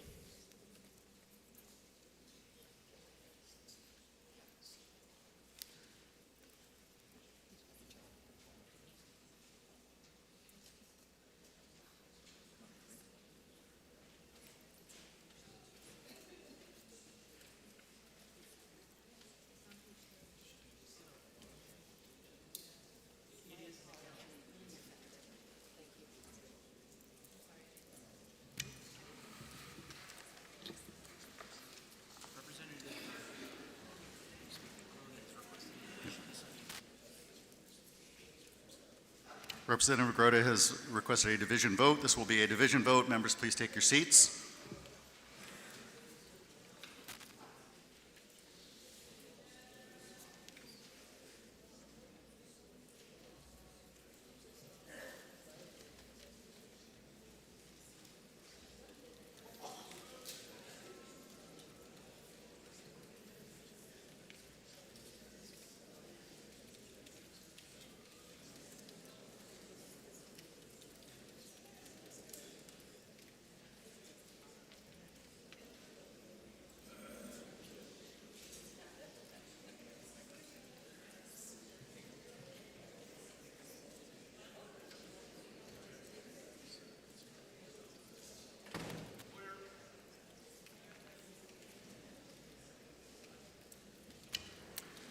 House will come to order. The chair recognizes Representative Leon for a parliamentary inquiry. Thank you, Mr. Speaker. If I believe that it's important to meet face-to-face in order to do the important work for the people of the state, And if I believe that the roles of these groups are important enough to meet and exist, people should in fact be meeting in person. And if I believe that we're going to allow only 1/7 to meet in person, perhaps this isn't that important. And if it's not important enough to actually drive to Concord, perhaps these councils are not quite effective. Would I then press the green button to adopt this amendment? Chair recognizes Representative Carol McGuire for a parliamentary inquiry. Thank you, Mr. Speaker. If I know that both of these large commissions are scheduling more meetings out of Concord and throughout the state for the convenience of its members, and if I know that it is unreasonable to ask busy people to spend 6 hours traveling to and from Concord for a 1-hour meeting, and if I know that the commission is urging us to let them meet more virtually, would I not press the green button? Question is on the adoption. Excuse me, the red button, and support the majority of the committee. The question is on the adoption of Amendment 1662, minority amendment. This is a division vote. If you are in favor, you will press the green button. If you're opposed, you will press the red button. Voting stations are open for 30 seconds.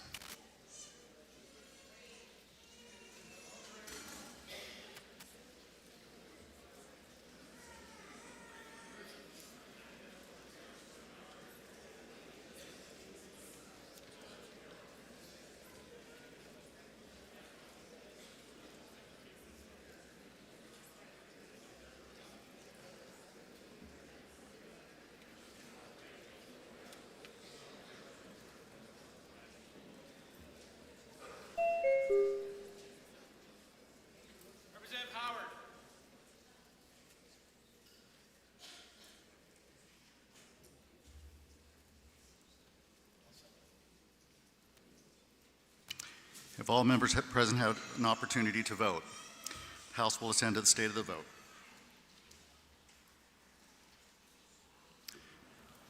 With 130 voting in the affirmative and 231 voting in the negative, the motion fails. The question is now on ought to pass. Are you ready for the question? All in favor say aye. Aye. All opposed, nay. The ayes have it. The motion is adopted.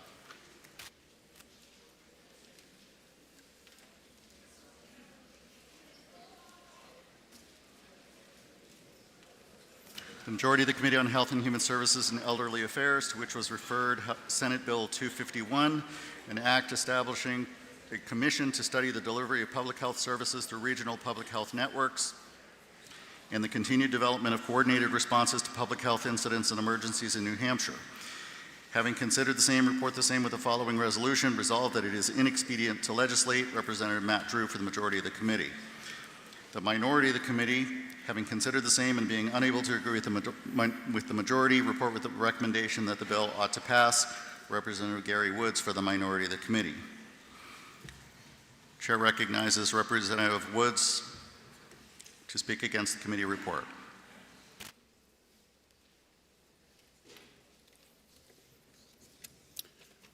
Thank you, Mr. Speaker. Mr. Speaker, I would agree with the assessment that the Commission requested in the bill appears to be redundant and with activities already in place. However, I use the word appears. In reality, the Commission was able to address many fundamentals and are still working. So what has been left undone? I could go through the litany of things that they did consider and would like to continue considering, but I will just point out a couple that are really important. One is called regionalization. The activity that they've been engaging in has been primarily to get the public health services coordinated within the state. But we also need to consider what these entities do in a regional sense. Let's pretend that a hospital falls in Portsmouth or in a rural community and is out of service for many months for some reason. What do we do? Let's pretend we have a larger problem and say there's a disaster in Boston for some reason. What do we do? We're not prepared.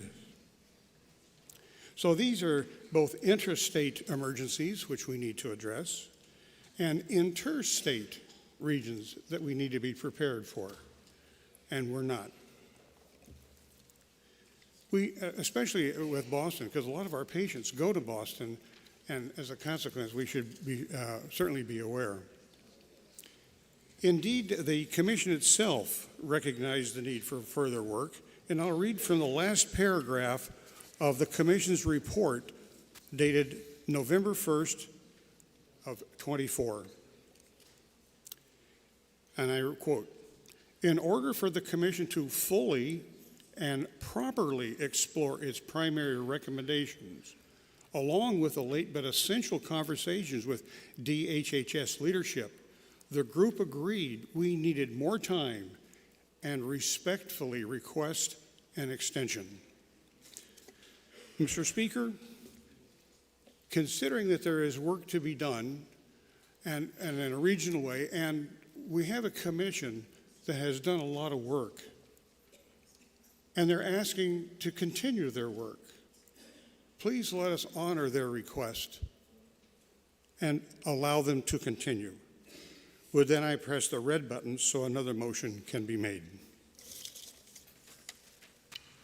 Chair recognizes Representative Drew. Thank you, Mr. Speaker.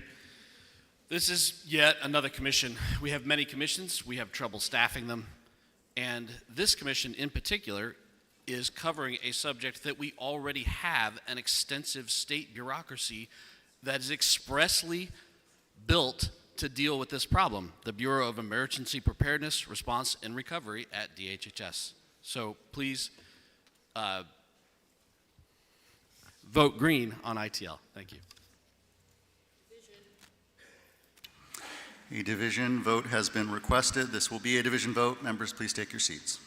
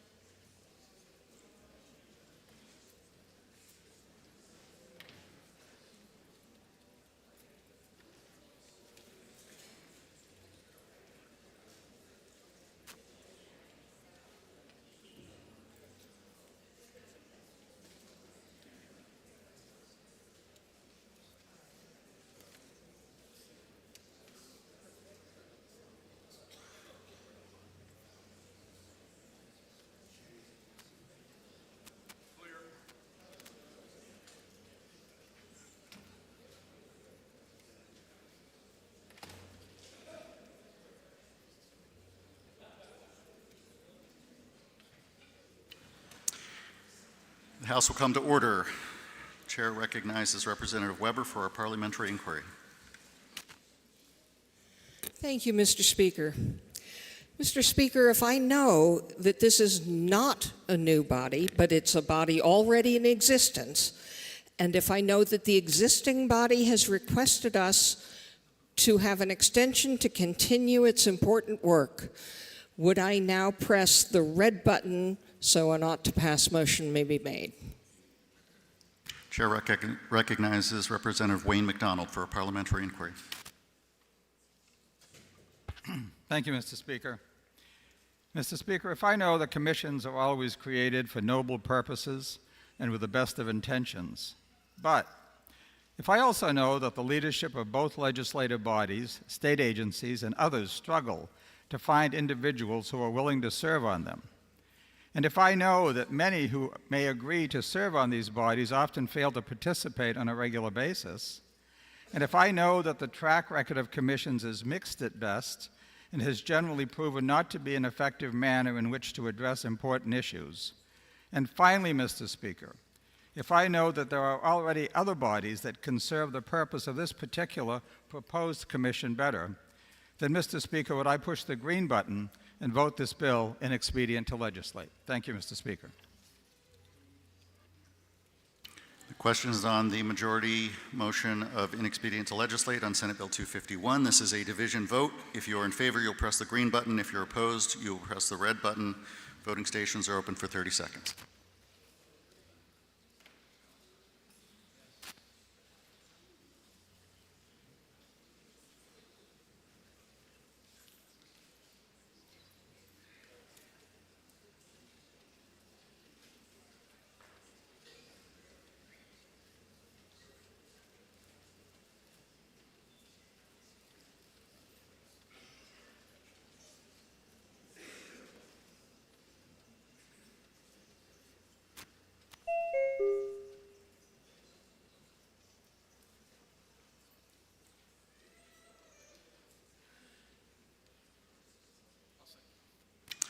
Have all members present had an opportunity to vote?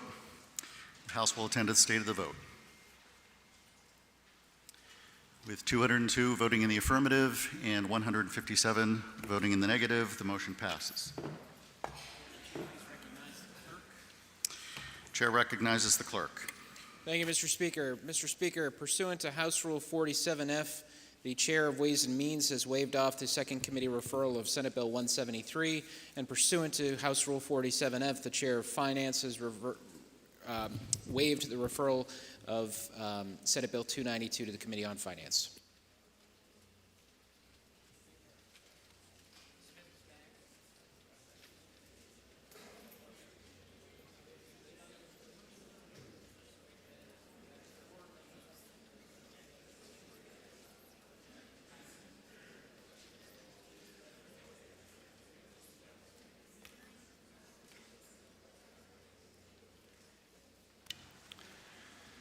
The majority of the Committee on Judiciary, to which was referred Senate Bill 141FN, an act extending the time to petition for a new trial in certain cases. Having considered the same, report the same with the following amendment and the recommendation that the bill ought to pass with amendment. Representative Bob Lynn for the majority of the committee. The minority of the committee, having considered the same and being unable to agree with the majority, report with the recommendation that the bill ought to pass. Representative Paul Birch for the minority of the committee. The majority committee amendment is 1654H, printed on House Record 23 on pages 29 to 31. Representative Birch is recognized to speak against the majority amendment.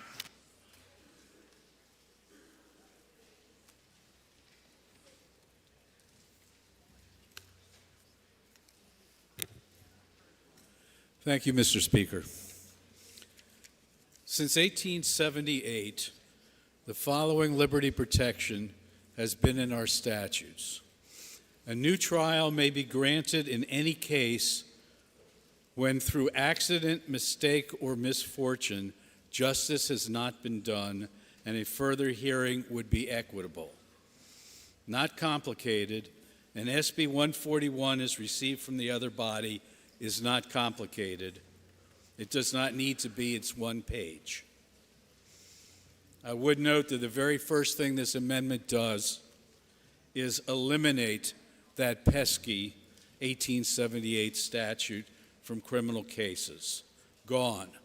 147 years of a liberty law gone if this amendment is passed. The need is simple. SB 141 is simple.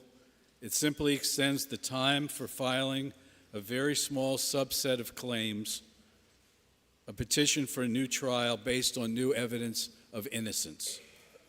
The current arbitrary deadline bars a person from legal recourse, even if the new evidence clearly shows beyond doubt actual innocence.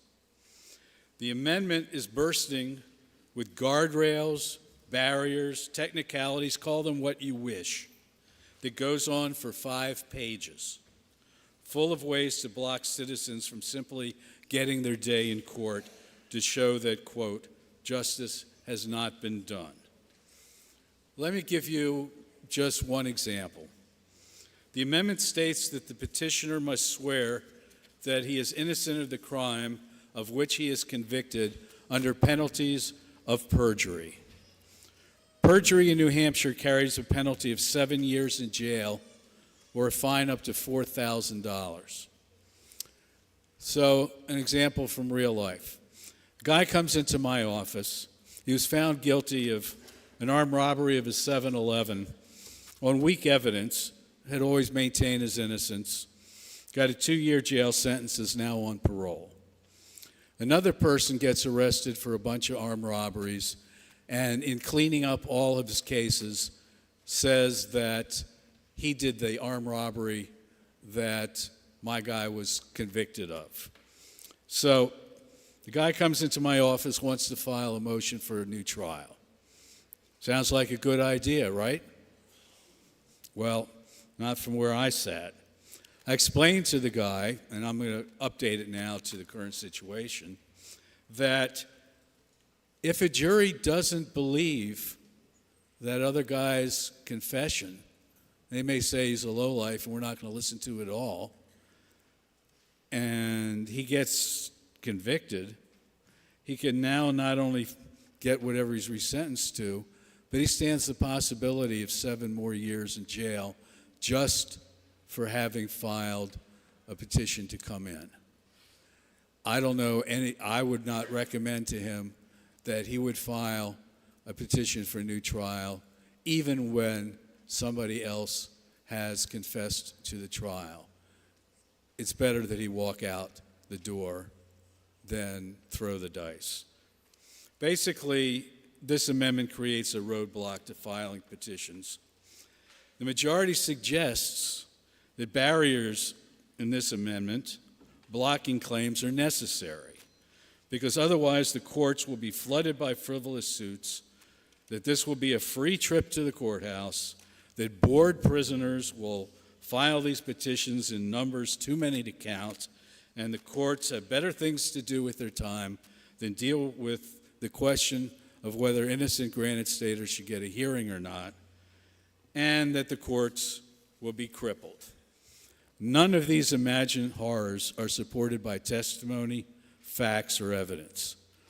We heard testimony in the committee from practitioners in the field who said that's just not true. But better than that, facts and numbers from the judicial branch put this claim to rest. According to the judicial branch, there are a total of 12 motions for a new trial for all reasons filed in Superior Court last year, and the overwhelming majority were based on ineffective assistance of counsel, which has nothing to do with this bill. So let's say about 4 cases that are subject to this bill. 4 cases. And in circuit court, about the same. So we had about 8 cases. Now, there are approximately 3,700 prisoners, inmates, sitting in jail at any given time in New Hampshire. 8 file a motion based on newly discovered evidence. That's a filing rate of 0.22%, 1/5 of 1%. Hardly floodgates. Oh, and if half of them are tossed out as being frivolous, then you got maybe 4. And that's 1/10 of 1%. If we had 500 people in this room and we were all inmates, that's like 1 person. So, both the majority and the minority agree that the courts already have effective tools to deal with frivolous motions should one be filed. So, I mentioned getting rid of the 1878 Liberty Statute, but I think we should refer from time to time to the New Hampshire Constitution, which also is a strong liberty document.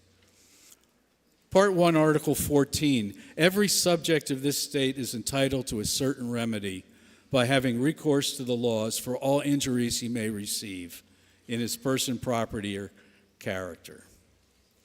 New Hampshire has a long tradition in law and in culture wherein the individual's right to say the government made a mistake is sacred.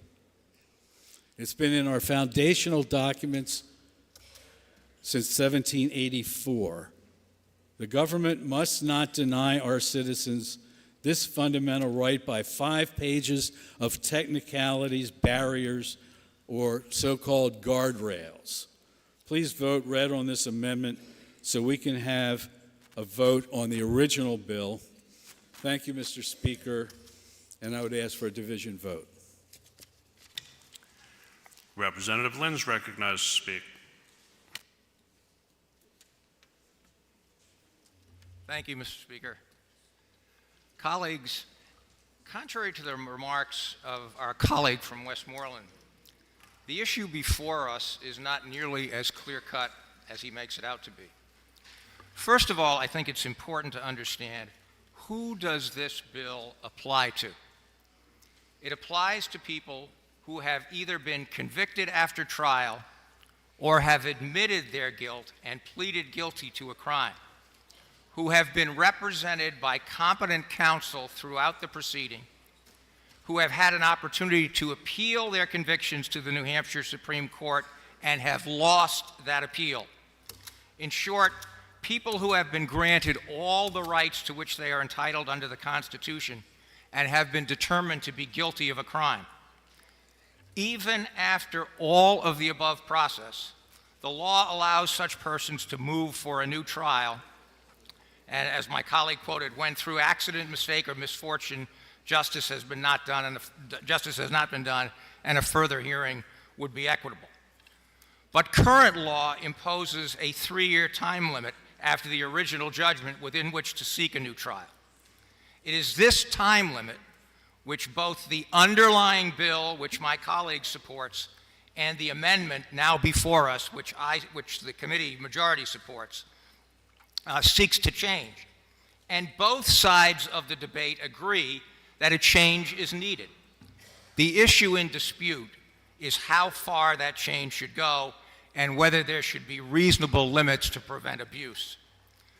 The need for the change results from the fact that although relatively rare, there are cases in which after, and frankly sometimes long after, 3 years from the date when they were convicted, new evidence comes to light which may demonstrate that they were innocent and have been languishing in jail or otherwise deprived of their rights. Everyone agrees that when such an injustice exists, relief should be available to such persons even if the injustice is not discovered until more than 3 years after they were convicted. But there are significant costs to eliminating the time limit for bringing such claims. First, there is the interest in finality, not just in the law, but in almost all aspects of life. There is a significant interest, is there not, in following the practice of saying that once everyone has had a full opportunity to be heard and to make your case, the matter should be over with and behind us, and we should move on to other things. This is particularly true with our courts, which are frequently overburdened. Second, there is the interest of crime victims and their families in not having to suffer the trauma, fear, and emotional turmoil of having to go through another court proceeding to relitigate what they have already been through the first time. Third, there is the interest in accuracy. With the passage of time, memories fade, witnesses may die or move away and be hard to relocate, motivations to tell the truth may be corrupted, and evidence may be lost, damaged, or contaminated.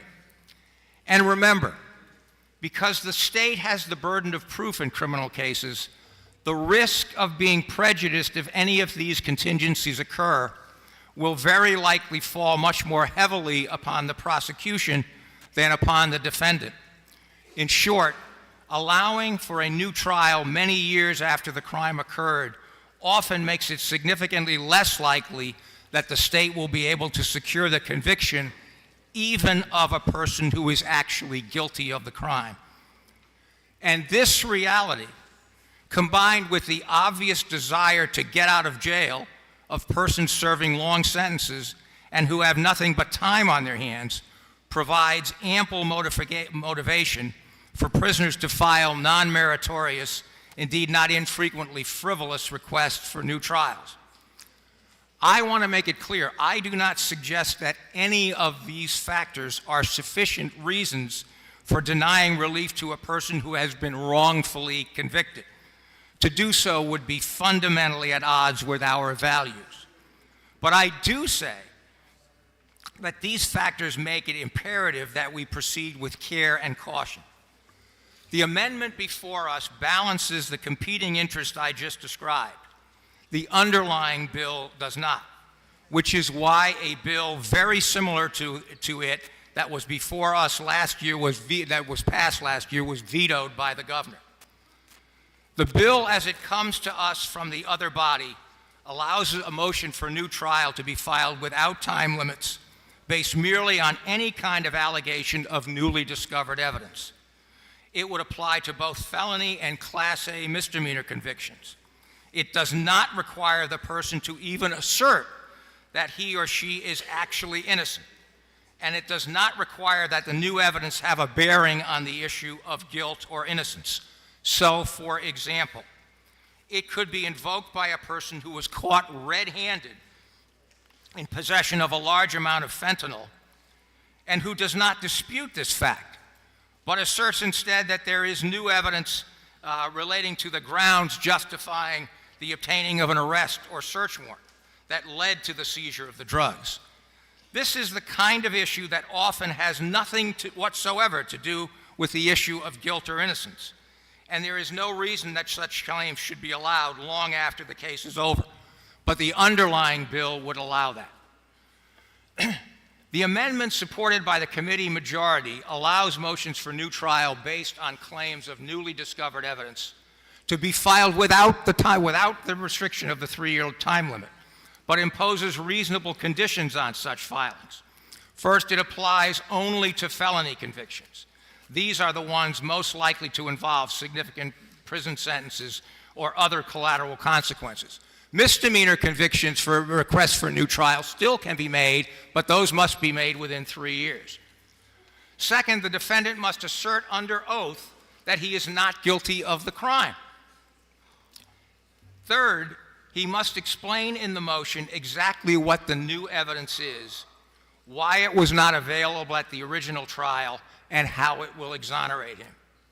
If the defendant satisfies these criteria and seeks new testing of physical evidence, the amendment adopts procedures similar to what is in the DNA testing statute, which has been on the books since 2004 and has worked well. Indeed, in his veto message of last year's bill, Governor Sununu cited the DNA statute as one that should be used as a guide, and we have taken him up on that suggestion in this amendment. The court will hold a hearing and order new testing if, among other things, the defendant can show that the new testing will be scientifically reliable, has a bearing on the issue of guilt or innocence, and that if the results are favorable to the defendant, this will constitute new, non-cumulative evidence that the defendant did not commit the crime. The opponents of this amendment never tell us with any specificity what is wrong with the procedure under the DNA testing statute and why those same general procedures should not be used when other kinds of new scientific testing is requested. You didn't hear any argument from my opponent in this debate about, well, there's this one section, it's unreasonable. Nothing about the specifics of this amendment that are pointed to as being unreasonable. If the criteria are satisfied and testing is done, the court must order a new trial if the results are favorable and demonstrate a reasonable probability that the defendant would not have been convicted if the new results had been available at the original trial. Similar incremental criteria are spelled out in the amendment for situations where the defendant claims either that evidence that was introduced against him at trial is now subject to new scientific understanding that was not known at the time of the original trial. For example, it's pretty commonly known now that bite mark evidence, which was for a long time in our history thought to be very scientifically, appropriate. It was introduced with relative frequency. There are now real significant questions about that. This bill would allow, in those kinds of cases, would allow a new trial motion to be made. Again here, and again, the amendment also allows a new trial to be made where there are where there's other evidence of of innocence, and that a new trial would be appropriate. Although the prior speaker, as I said before, argues that this amendment poses too many roadblocks to a defendant getting a new trial, you will notice, as I said before, that he has never challenged any of the specific terms of the amendment. Basically, his argument is the amendment's too long. The original bill is a lot shorter, so vote for it for that reason. I hope you've looked at the amendment and seen that there's nothing in the amendment that is, none of the language of the amendment is in any way unreasonable. As I said, it's been part of the DNA statute since 2004, and the DNA statute has worked relatively well. I submit that the amendment before you is fair and appropriately balances the interests of the defendant, the prosecution, and the courts, and I urge you to approve it and vote green. And Mr. Speaker, I ask for a division vote. Thank you, Mr. Speaker. The question is on the adoption of Majority Amendment 1654H, and Representative Birch has requested a division vote. This will be a division vote. Members, take your seats.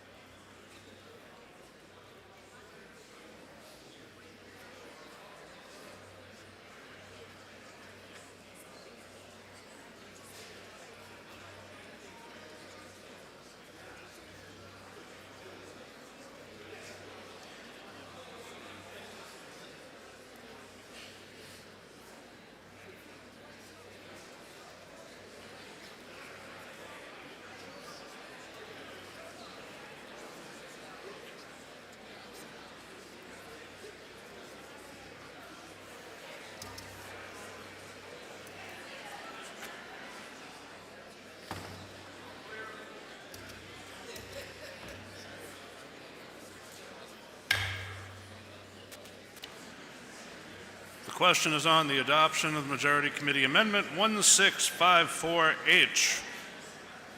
Representative Birch is recognized for a parliamentary inquiry.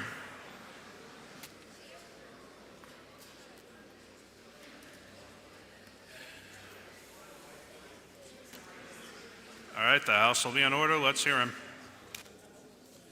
Thank you, Mr. Speaker.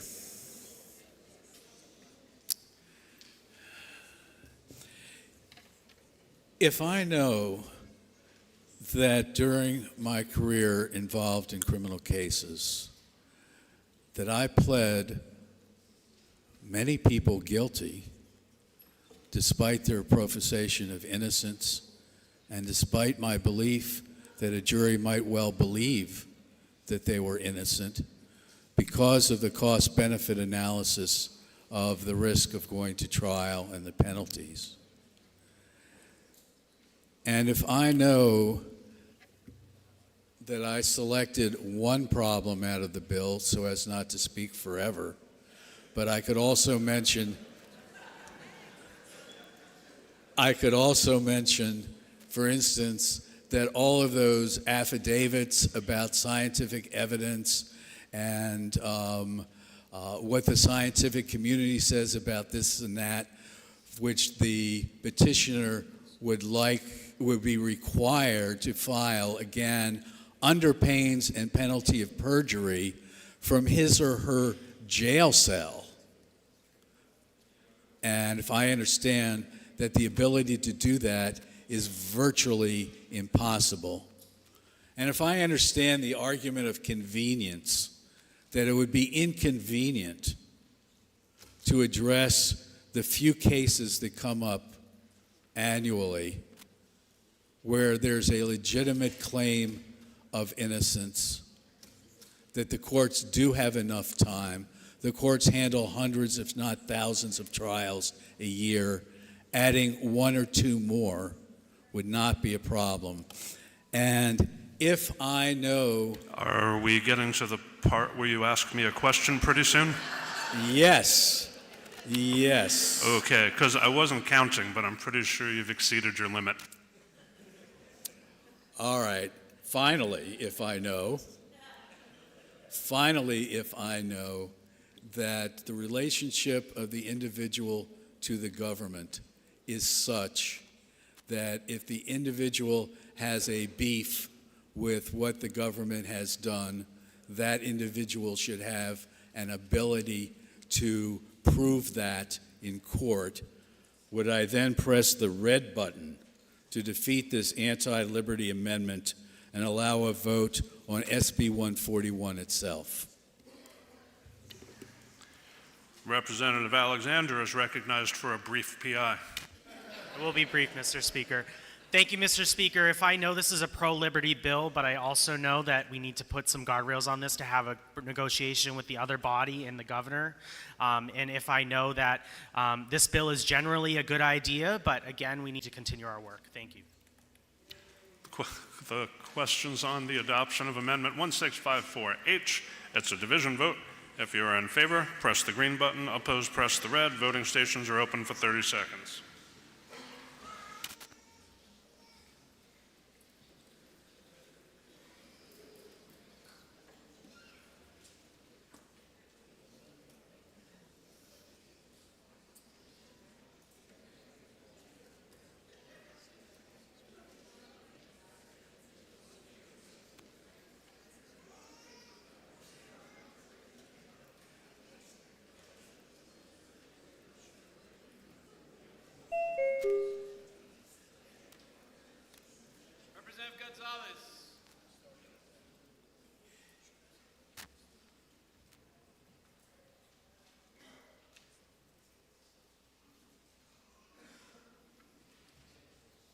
Have all members present had an opportunity to vote?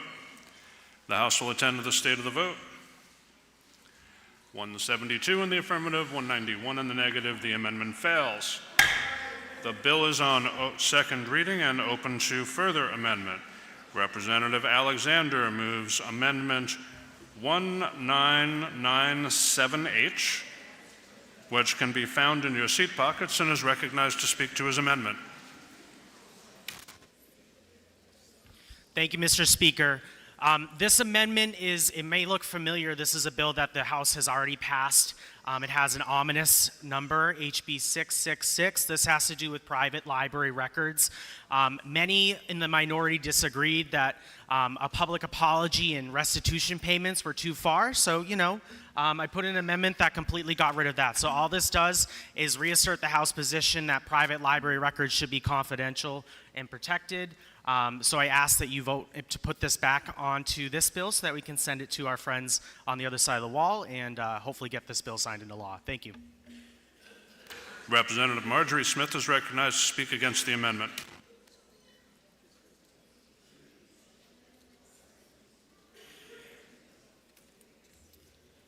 Thank you, Mr. Speaker. We've had a lot of library bills coming up before us this session, basically all of them stemming from a decision that was made by a court that rejected certain arguments that had arisen from one situation. I believe this is the third of our library bills, and of course, we're always entitled to have as many opportunities to argue the same position as is necessary.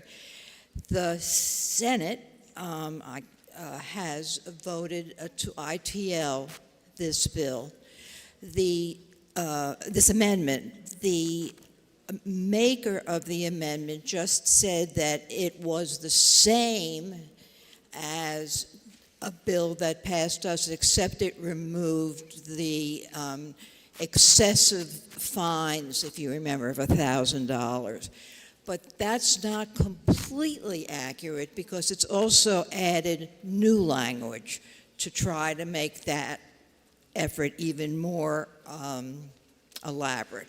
And I would suggest to you that the bill that passed the Senate and came to us, that you have now supported by rejecting the committee amendment, is a bill that deserves to go on to the governor, and by adding this amendment and therefore requiring either for the bill to die or to have a committee of conference is totally unnecessary and grossly inefficient, and I would hope you would vote down the amendment. Thank you. The question's on the adoption of Floor Amendment 1997H. Who asked for the roll call? Representative Mazer requests a roll call. Is that sufficiently seconded? That is sufficiently seconded. This will be a roll call vote. Members, take your seats.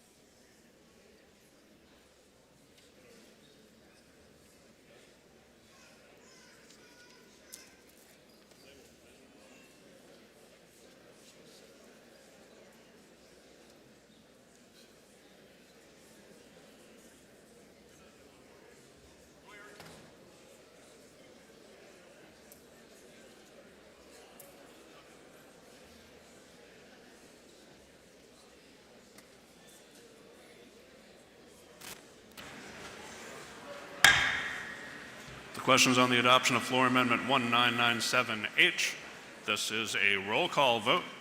If you are in favor, press the green button. Opposed, press the red. Voting stations are open for 30 seconds.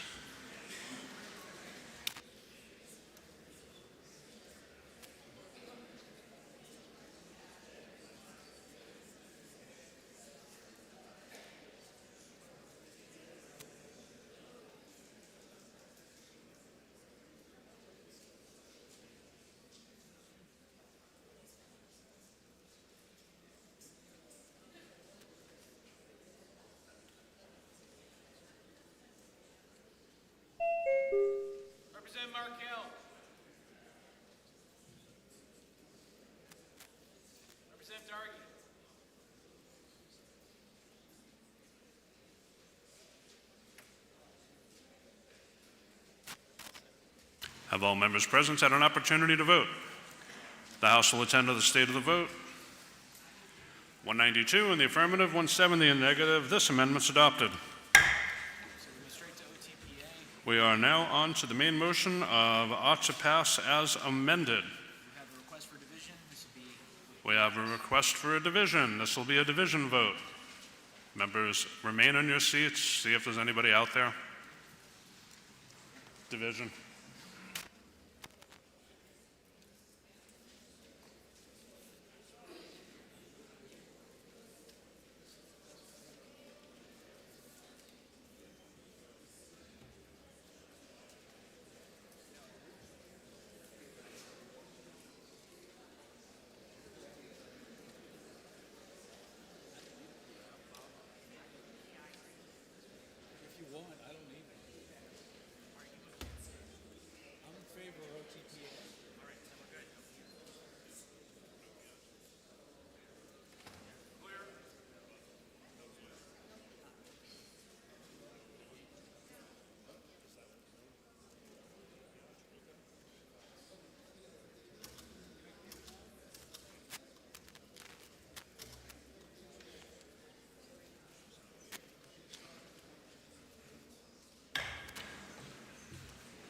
Questions on the motion of ought to pass as amended on Senate Bill 141.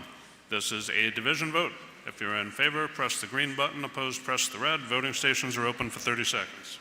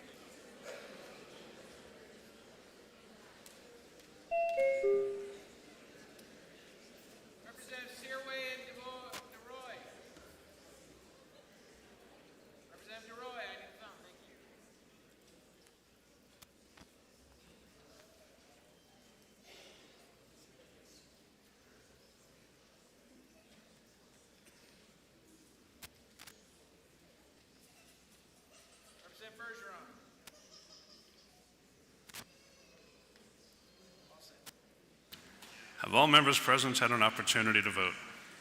The House will attend to the state of the vote. 343 in the affirmative to 19, the motion's adopted.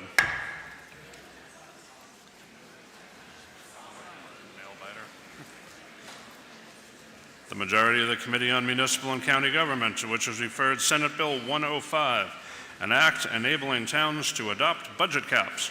Having considered the same, report the same with the following amendment and the recommendation that the bill ought to pass with amendment. Representative Diane Power for the majority of the committee.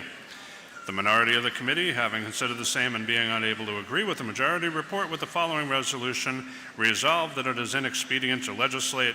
Representative Elena Colby for the minority of the committee. The amendment is 1626H, printed in House Record 23 on pages 24 to 25. Questions on the adoption of the amendment? You ready for the question? All those in favor say aye. Aye. Any opposed, nay? The ayes have it, and the amendment's adopted. Representative Colby is recognized to speak against the report.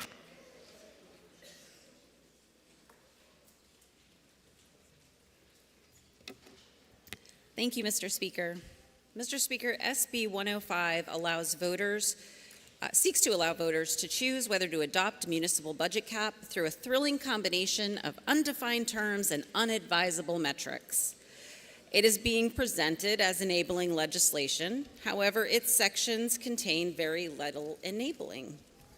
Nothing is enabling about prohibiting a citizen from amending a warrant article at their own town meeting. Nothing is enabling about a mandatory budget increase. And nothing is enabling about undermining authorities granted to budget committees and select boards. In a year when this body approved one of the most detrimental budgets for Granite Staters in recent memory, the introduction of a bill that threatens a municipality's ability to provide essential services to its residents is offensive.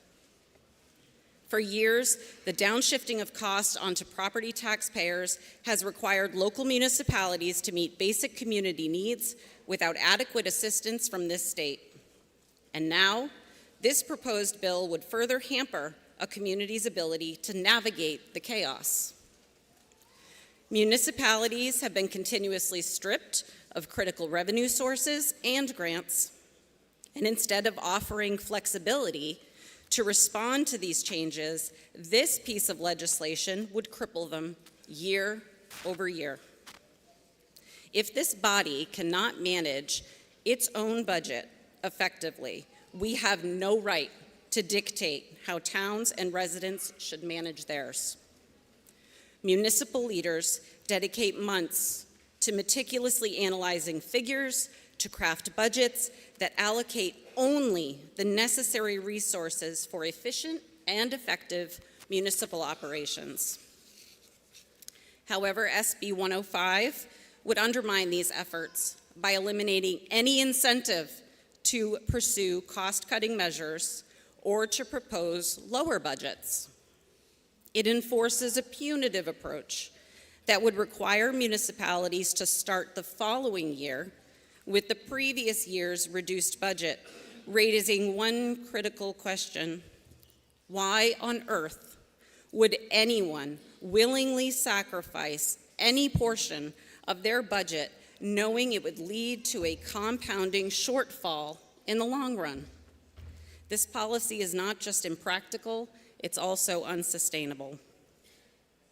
If your goal is to enforce flawed budget caps, erode local control, limit constituent services, restrict individual liberties, and act against your constituents' best interests, then by all means vote yes on the OTPA motion.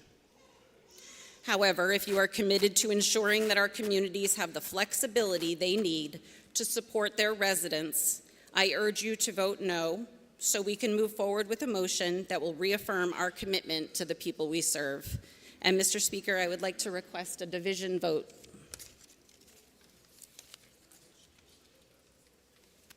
Representative Powers recognized to speak for the committee report.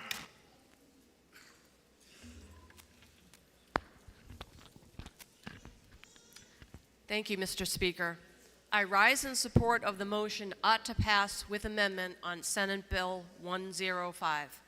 Mr. Speaker, local town spending continues to increase year after year with no end in sight for taxpayers. And our constituents do not have the unlimited ability to pay for local town spending that is frankly out of control. Senate Bill 105 is important enabling legislation allowing voters to locally adopt an optional town budget cap in order to better manage local spending in a fiscally responsible manner. Budget caps are currently available for cities and school districts, but not for towns. Senate Bill 105 fixes that. The town budget cap language is exactly the same language currently in the school district budget cap law, including how to adopt and how to override the budget cap. A town budget cap works the same way as the new, wildly popular school district budget cap that was signed into law in 2024, except it uses town population instead of school enrollment. A town budget cap sets an annual cap on proposed town spending. A town budget cap uses per resident expenditure, which adjusts annually with a selected inflation index. Each year, the budget cap is the per resident expenditure multiplied by the town's population as reported annually by the New Hampshire Department of Business and Economic Affairs. A 3/5 supermajority is required to adopt, modify, or rescind a town budget cap, and in each year, a town budget cap can be overridden by a 3/5 vote of the legislative body for warrant articles containing urgent spending above the locally adopted budget cap. To conclude, Senate Bill 105 is important enabling legislation that provides Granite State taxpayers with an important fiscal tool for sustainable town budgeting, keeping local property taxes under control. For these reasons, I urge my fellow colleagues to support the committee recommendation of ought to pass with amendment by voting yes on Senate Bill 105. Thank you, Mr. Speaker, and I ask for a roll call vote. The question is on the Majority Committee report of ought to pass as amended. Representative Granger has requested a roll call. Is that sufficiently seconded? That is sufficiently seconded. Members, take your seats. This will be a roll call vote.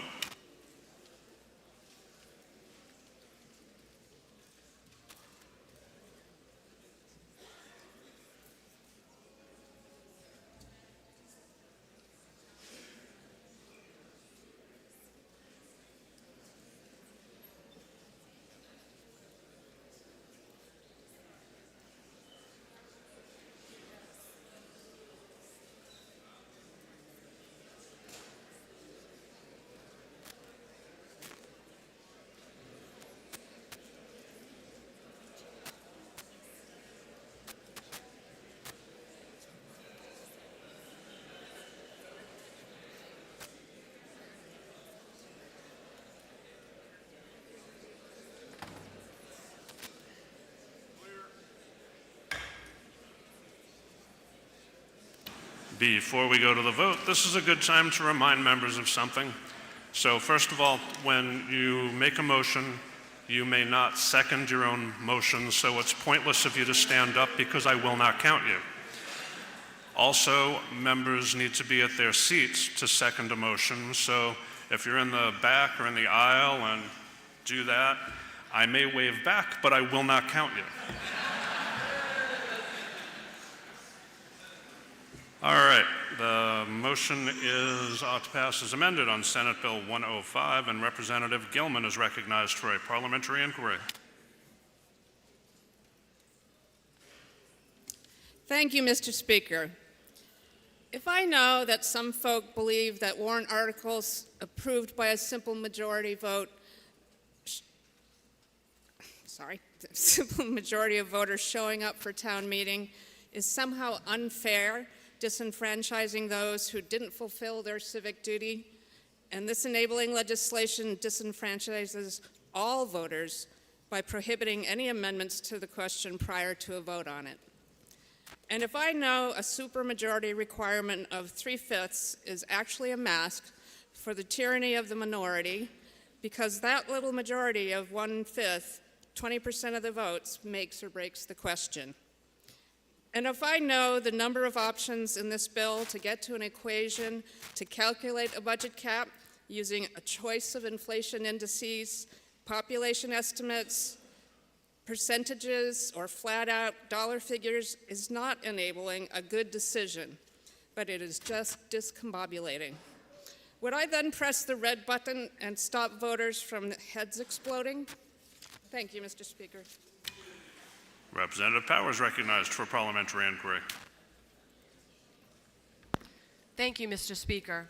Mr. Speaker, if I know that many town budgets and spending are out of control, and if I know that an optional town budget cap will enable towns to responsibly propose sustainable budgets that track with inflation and town population changes, and finally, if I know that a town budget cap will lead to more affordable property taxes for Granite Staters, would I now vote yes to support the committee amendment, the committee recommendation of ought to pass with amendment, and push the green button? Thank you, Mr. Speaker. The questions on the majority committee report of ought to pass as amended on Senate Bill 105. This is a roll call vote. If you're in favor, press the green button. Opposed, press the red. Voting stations are open for 30 seconds.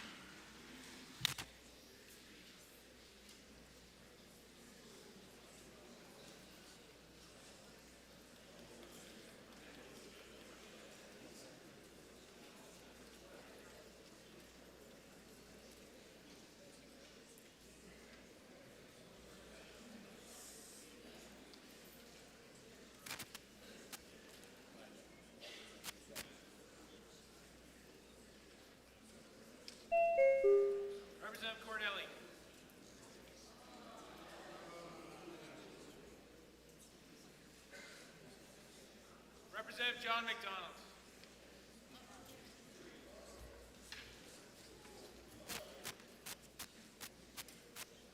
Representative Stone.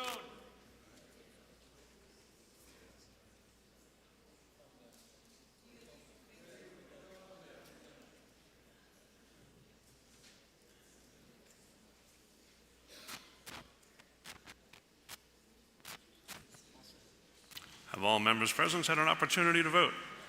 The House will attend to the state of the vote. 193 in the affirmative, 168 in the negative. The report is adopted.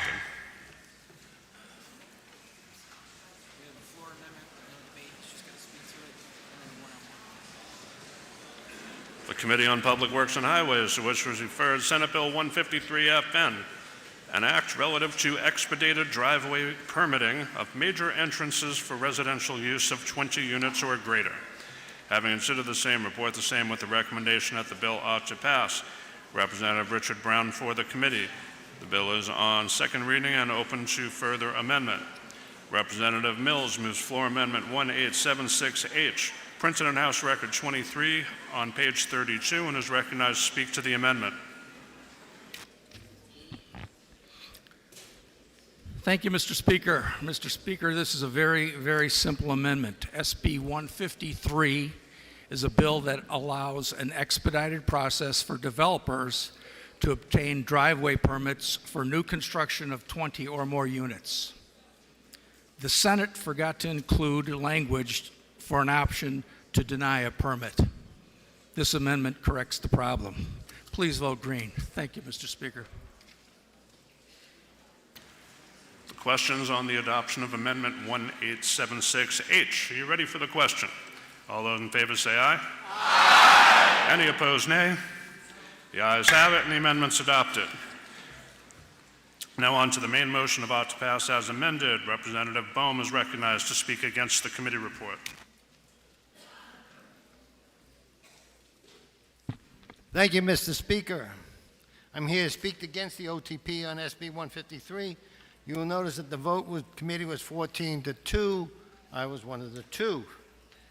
The bill basically says if you, for example, if I want to build a 50-unit development, apartment or houses on a state road, I have to apply to the DOT for a permit for curb cuts on the state road. Normally it will take maybe more than a year. But with this bill, if I pay the DOT $6,000, they'll have it done in 60 days. But if I want to build a 15-unit development, I do not have the opportunity to rush the permit. This makes, to me, the bill unconstitutional. New Hampshire Constitution, Part 1, Article 10. Government being instituted for the common benefit, protection, security of the whole community, and not for the private interest or emolument of one man, family, or class of men. That makes it clear. Now, this is how the bill works. And so the developer goes to the DOT. I want to build a development of 50 units on Route 114, 101, 3A. How long will the permit take to get a permit for curb cuts on the road? Traffic study was already done. And what was passed last week, where we limited the amount of parking spots, we see limited traffic. Normally, DOT will say normally at least a year or more, but for $6,000, we can do it in 60 days. Does this sound funny to you? To me, it does. Please vote red so a proper motion can be made. Thank you. Representative Brown is recognized to speak for the committee report. Thank you, Mr. Speaker. Thank you, fellow representatives. This bill authorizes an optional public-private partnership to expedite driveway permits. Uses fees paid by the developers to offset the expedited permit reviews of $120 per unit. It requires the DOT to either approve or deny permits within 60 days, as indicated by the amendment. So this would be done within 60 days of receiving a completed application. This bill allows for collection of fees and third-party consultants to expedite the process, and any fees not used in the process will be returned to the applicant within 120 days of final review. This bill is a simple and straightforward attempt to address the significant timeline issues currently slowing residential construction projects. This bill provides a practical solution to expedite the driveway permit process that, according to testimony, could shorten the timeline on residential construction projects by a year or more. Please vote green and approve this reasonable bill. Thank you. Representative Granger has requested a roll call. Is that sufficiently seconded? That is not sufficiently seconded? Well, okay.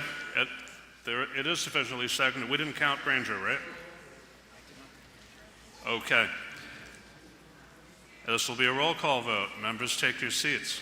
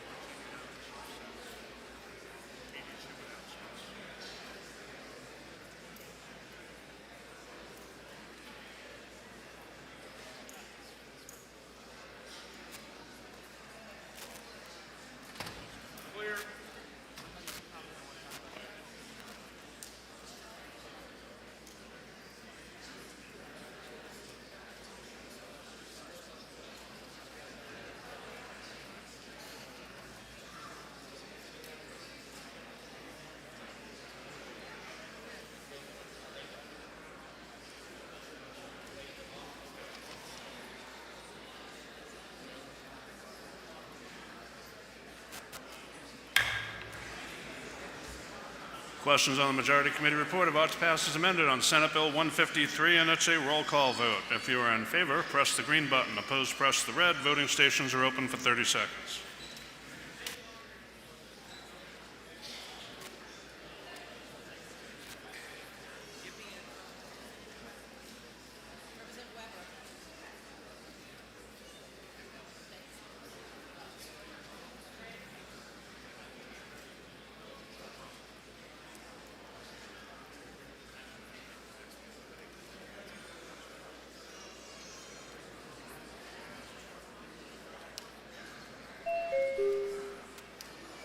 Represent Boschman.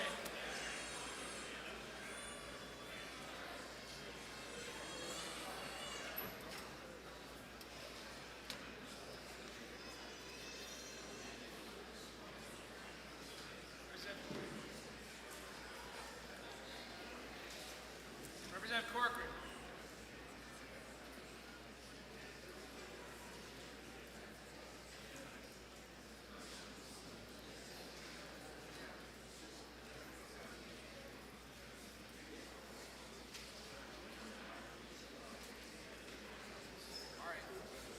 Have all members present had an opportunity to vote? The House will attend to the state of the vote. 293 in the affirmative, 61 in the negative. The report is adopted. The House will attend to bills removed from the consent calendar. The Committee on Health, Human Services, and Elderly Affairs, to which is referred Senate Bill 250, an act relative to pharmacist administration of long-acting injectable drugs. Having considered the same, report the same with the recommendation that the bill ought to pass. Representative Yuri Polozov for the committee. Questions on the Majority Committee report of ought to pass? Are you ready for the question? All those in favor say aye. Aye. Any opposed, nay? The ayes have it, and the report is adopted. Nope. At this time, can I please have any and all legislative staff in the room come down front? You're not in trouble. That's okay. Come on.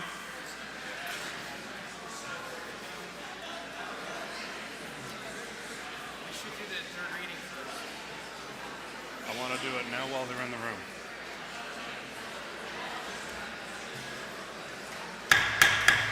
So, what you may not know is this is Legislative Staff Week. Please let's take a moment to recognize and thank them for making everything we do possible.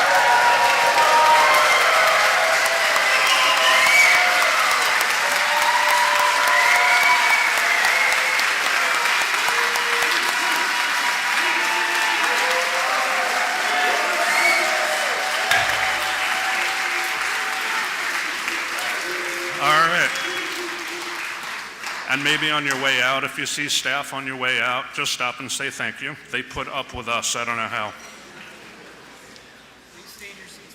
Please stay in your seats. We have a little more business to do. The chair recognizes the member from Auburn, Representative Osborne, for the third reading motion.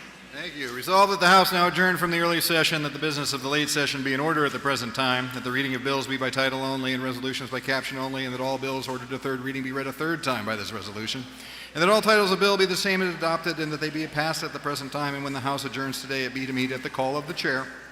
The question's on the third reading motion. Are you ready for the question? All those in favor say aye. Aye. Any opposed, nay?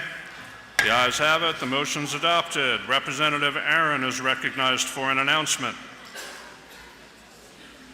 Thank you, Mr. Chair. Members of the Environment and Agriculture Committee, please meet right after this we are done in room LOB 301 for an exec session. Thank you. On which bill? SB 302. Representative Weil is recognized for an announcement. Thank you, Mr. Speaker. Rockingham County Executive Committee, 2 meetings to bring to your attention this evening at 5 o'clock.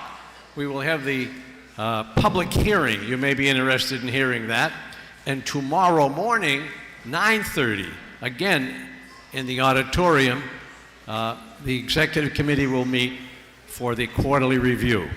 Thank you, Mr. Speaker. Representative Kutab is recognized for an announcement.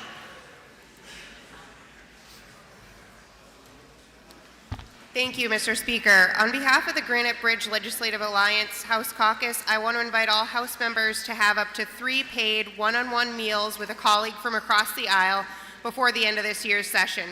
This program is being offered in partnership with researchers at Washington University in St. Louis and Columbia University who are exploring the means of bridging the partisan divide.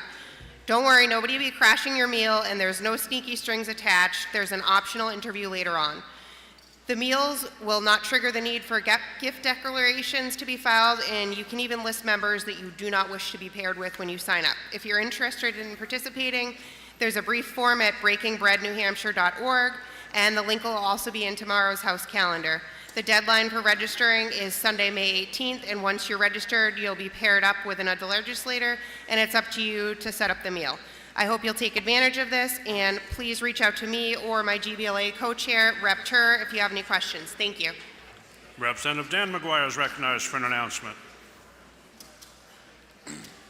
Thank you, Mr. Speaker. In less than 3 hours, there's a very fun event in Manchester today. They close off Elm Street from Granite Street to Bridge for the annual taco tour. Over 100 vendors, $3 a taco, some of them very, very tasty. So enjoy. The clerk is recognized for an announcement. Thank you, Mr. Speaker. A couple of quick pointers. One, the House rosters are in your mailboxes, so if you're looking to stalk your fellow members, that's where the information is. Chairs of committees who have not yet stopped by to see me or have missed the chair's meetings, please come see me if you have Senate messages that you need to report. For those of you that have lockers in the Legislative Office Building basement, please see Tracy in my office because, as you know, once the end of May it gets here, you need to move all your items out of there, and we do have space over in the State House if you would like to move over here. Speaking of which, your member mailboxes in your committee rooms, empty those out now. Staff will not be moving items up for you. You are responsible for emptying out your mailbox, your drawers in the committee rooms as soon as you can. And again, if you have lockers over in the LOB and would like to move over to the State House, please see Tracy upstairs in the clerk's office. Thank you. The House will attend to request for unanimous consent. Representative Wendy Thomas is recognized regarding robotics team champions.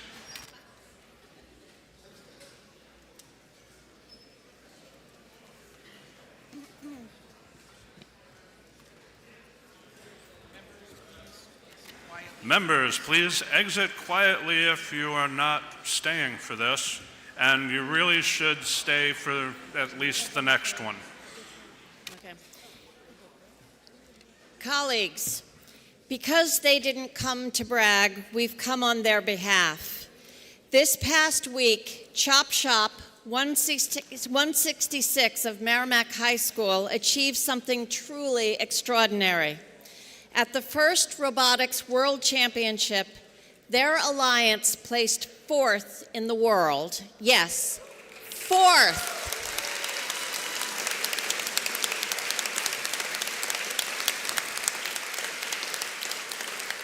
That's 4th out of nearly 6,000 international teams. That's not just a win for Chop Shop, that's a win for our entire community.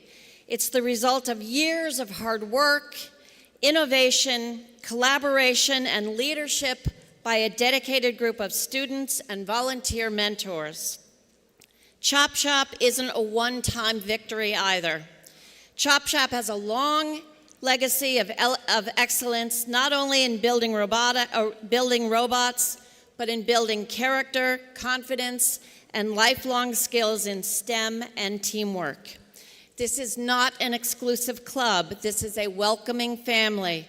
There is absolutely a place for everyone on this team, whether you're into programming, mechanics, business, art, media, or just want to be part of something amazing. Chop Shop is built on a foundation of love, respect, and education, and every student who joins is given the chance to grow, thrive, and shine. And for anyone curious in what FIRST Robotics is all about, come see it for yourself.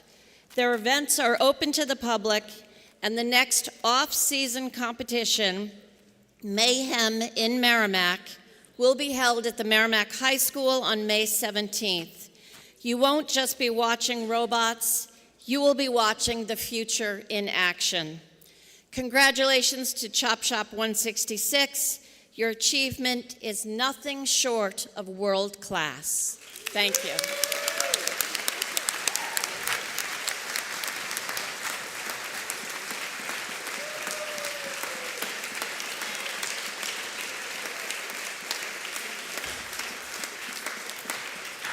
What reason does the member rise? Mr. Speaker, I move the permanent journal as a tribute to an astonishing achievement. Without objection, so ordered. Representative Burton is recognized regarding Vietnam. Last week, there's been a display about the Vietnam War in the front, which reminded me of Vietnam 50 years ago when I was there. But I'm reminded every morning when I put my hearing aid on after spending time in the machine gun bunker on the banks of the Mekong River. It was a horrendous war, and there's still great confusion about the war itself. But while we can dishonor the war, we should never dishonor the veterans who served there. And what I was wondering is, if there's any Vietnam veterans in the, here, could you stand and be recognized? And my friend.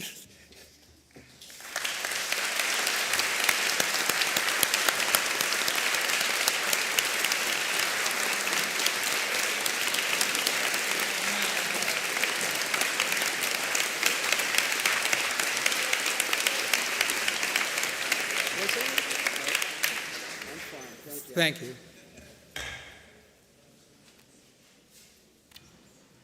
What reason does the member rise? Mr. Speaker, I move to put the previous remarks permanent journal. Without objection, so ordered. Representative Turer is recognized regarding the Granite Bridge Alliance.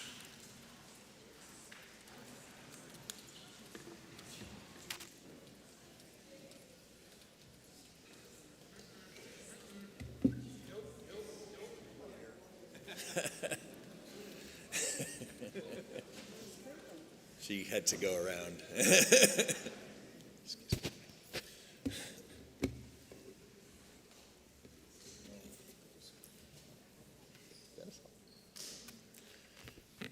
Thank you, Mr. Speaker. I rise on behalf of the House Granite Bridge Legislative Alliance Caucus to speak about the Braver Angels organization around whose principles the GBLA, as we go by, is focused. For those not familiar with the Braver Angels, it's a national, grassroots, nonpartisan organization dedicated to political depolarization at all levels of society. It promotes the value and process of constructive engagement with those that we disagree with, not to achieve unity or consensus, but simply to get people to, quote, disagree better. This work is alive here in the New Hampshire House thanks to the leadership of Speaker Packard. By dedicating one morning at the outset of this and the prior House sessions for a Braver Angels workshop, the Speaker set both the tone and the expectation for all members to uphold these goals and provide the basic skills to foster them. From that beginning, a group of members formed the Granite Bridge Legislative Alliance here in the New Hampshire House. It was the first legislative caucus built around these principles, and other states are now following this lead. We are not a caucus to advocate on legislation, but rather to advocate for processes that foster greater human connection and better interaction across all matters of disagreement. Last month, the president and co-founder of the Braver Angels, Mr. David Blankenhorn, announced his retirement and offered some profound reflections. This speech is to commemorate Mr. Blankenhorn's truly brave work and the robust organization he created. I hope many will agree that restoring constructive engagement with those we disagree with is badly needed at this divided moment in our history. This is true even, or no, especially at a moment when such ideas may seem naive or even fruitless. Before discussing Mr. Blankenhorn's insights, I want to acknowledge 2 unanimous consent speeches which also inspired this statement, given by Representatives Nagel and Representative Georges. They offered their thoughts at the conclusion of 2 divisive House sessions. One is a Republican, the other a Democrat. One a person of science and medicine, the other who spoke as a person of deep religious faith. Neither statement was political. Both ended up focusing on the same goal, the value of relating to each other as human beings, each having the potential to change our entrenched perspectives. I was certainly not longing for more speeches at the end of those long session days. You are likely not longing for one now, but I found those statements to be much needed reminder of why we're all here, and I left the chamber with a greater sense of hope on both of those days as a result. Mr. Blankenhorn shared a meaningful observation about the term hope as compared to optimism in his retirement remarks. Citing Czech writer and President Václav Havel, he noted that optimism is the blind belief that things will work out well, while hope is the belief that the things you are doing are worth doing regardless of the likely outcome. That definition of hope best embodies why I believe we come together here, why the principles that the Braver Angels promotes are worth embracing, regardless of the size of the partisan direction, regardless of the size or partisan direction of any numerical advantage or disadvantage we may face here.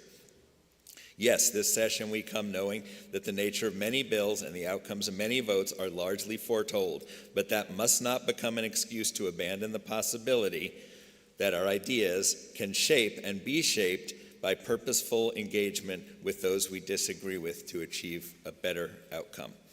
We don't set our values aside when we do this. Rather, it's through constructive dialogue to advocate for our values that the process of coming together here is rendered worthwhile. I think most would acknowledge that such engagement is happening far less than it used to. It's hurting our communities, our constituents are hungry for something better, and we owe it to them to lead. Mr. Blankenhorn noted his belief that state legislators are where the greatest opportunity to further the Braver Angels mission exists. I think he's right. I'll vastly oversimplify, but not distort things, by saying that the historic passage of the House's budget by a voice vote just 2 years ago was fundamentally an example of what true constructive engagement across the political divide can accomplish. I'll close by noting that the name Braver Angels is paraphrased from the end of Abraham Lincoln's first inaugural address, where he called on, quote, the better angels of our nature to come together and heal the wounds dividing the nation at that time. Mr. Blankenhorn then cited novelist Marilyn Robinson, who said, go as far as you can until you can't take another step, and then take another step. I hope, there's that word again, hope, you will take that next step. Be brave enough to disagree better. Reach out to any of us here with questions or to join the caucus, or, as Representative Coutad pointed out, as an opportunity to just sit down together for a free meal or so if the goals that we just discussed resonate with you. Thank you, Mr. Speaker.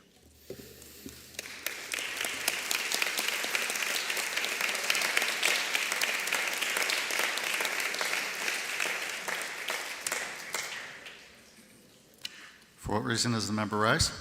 To make a motion, Mr. Speaker, State your motion. that our colleagues' remarks be placed in the permanent journal.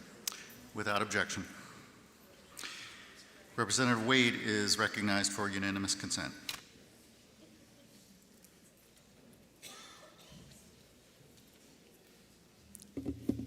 Thank you, Mr. Speaker. I agree with the remarks of the previous speaker. We do live in very divided times.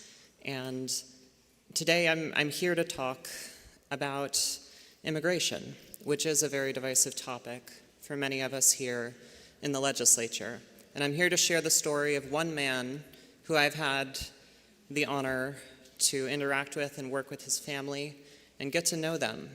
And their case is related to some bills that we passed earlier today. So Juan Francisco Mendez is a man from Guatemala. He has a wife and a 9-year-old son. And a few years ago, they came here to seek asylum for fear of persecution in their native country.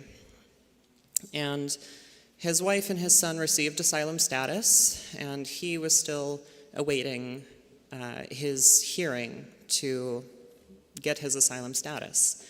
And about 4 weeks ago, in New Bedford, Massachusetts, he was on his way to a dentist appointment when ICE agents pulled over his car and asked him and his wife to get out of the vehicle. They claimed that they had a warrant. They claimed that he was a man named Antonio. He is not. His wife is not. They were very confused. He and his wife were very confused as to why they were getting pulled over, why they said that they had a warrant for his arrest when he had not committed any crime. They called their attorney. She said she was on her way, and the ICE agents stood outside their car asking for them to get out. They didn't. That was their right. The agents did not have a warrant. However, those agents then refused to wait for their attorney to show up and used a sledgehammer to smash through their car window, drag him out of the vehicle, and arrest him before his attorney even arrived, denying him his constitutional right to due process. He was then taken to Dover, New Hampshire, my district, my town, and is currently being held in the Stratford County Jail. He has not seen a judge in over 4 weeks at this point. His hearing is today. I'm still waiting to get a text from his wife on the ruling. He hasn't committed any crime. The government has not alleged, well, they have alleged that he has committed a crime, but despite repeated attempts to find out what that crime was, they haven't said anything. They've refused to admit what they think his crime was. And so I found out about this situation. I got in touch with his wife and was doing my best to basically figure out how, how to resolve this situation. And I was able to arrange a visit 2 weekends ago for his wife and son to come up here to Dover to visit him. I drove down to New Bedford. I met her. She didn't speak English. Her son spoke a little English. And we drove up, and I sat in the visitation room in the Stratford County Jail during the visitation. I sat and I watched as his wife and son saw him for the first time in a month. And they held their hands up to the glass. His wife drew hearts. His son had brought a Happy Meal toy that he had gotten that morning to show his dad. And I sat there, and the guard had given me a Spanish to English translation book so that I could maybe exchange some words. I couldn't find any words to say to him. I searched through that book for an hour. I cried. I looked. I flipped through everything that I could think of to find something, anything, that I could say to that man to make any sense of the hell that our government has put him through. And I came up with nothing. His case is one of thousands and many more people who are being put in this situation. He is one of the lucky ones because at least he's getting to see a judge. At least he's getting to present his case. Even though it's taken a month and he's been held in jail with no charges for a month, at least he is getting to see a judge. But there are so many people out here that can't see judges, that are being sent off with no due process, with no anything, with just the government claiming that they had committed some crime with providing no proof of that crime. That is wrong. And what we are doing to people is wrong. I agree. People who have committed serious crimes, maybe they should be deported. But every single person, every one of us, every single person in this country deserves to have their case heard. You should not just be able to point at somebody and claim that they are a criminal and take them away from their family and ship them off to another country that they probably haven't been to in decades, or maybe they were facing persecution by gangs and that sort of thing. We shouldn't be able to do that to people. And right now there are police and there are county jails that are entering into these contracts with ICE. I have tried everything I can to get information from our county jail. They have no idea what the charges are. ICE hasn't told them anything. ICE has just handed them a person and said, here is an alleged criminal. We're not going to tell you what he did, but you have to pay a bunch of money or we're going to pay you some money to house him. That's wrong. It's just wrong. And we're continuing to do this to people. We're continuing to expand the county contracts with ICE and all of these unaccountable. I contacted Chris Pappas's office, and that's how I found out ICE has fired almost every single one of their congressional liaisons. There are congressional liaisons at these agencies that are meant to basically be the contact person for a congressperson seeking to find out information about a case. There's congressional liaisons at every agency across the government, but they have fired the ones at ICE because they don't want Congress people to find out what they are doing to people. And we cannot let this keep happening. And I don't know how else to express it. I'm just here to tell you the story of one man in the hopes that you will see. Are there criminals who happen to be immigrants? Sure. Are there criminals who happen to be Americans? Sure. But right now, all of this is happening without due process, and if they don't have due process, we don't either. And I'm just imploring you to consider people like Juan, not just him, but his wife, his son, his 9-year-old son who stopped going to school because he was terrified that ICE would take him, his wife who can no longer drive her car because ICE smashed in her windows with a sledgehammer, and now she doesn't have an income and she can't afford to repair her windows. That is pure evil. And we need to consider this when we're voting on these bills and when we're having our counties enter into these contracts. Remember people like Juan. That is what I'm urging you here today to do. Thank you.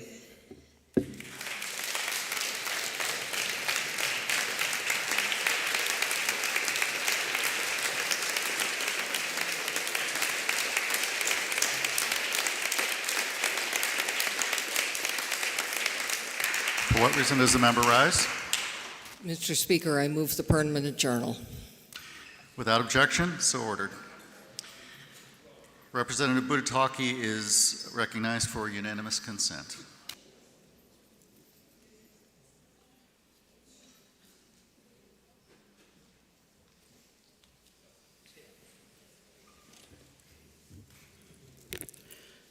Thank you, Mr. Speaker. I rise today with deep concern and urgency following the deadly escalation in South Asia. On April 22nd, last month, 2025, in India-administered Kashmir, gunmen carried out a brutal terrorist attack that claimed the lives of at least 26 innocent people.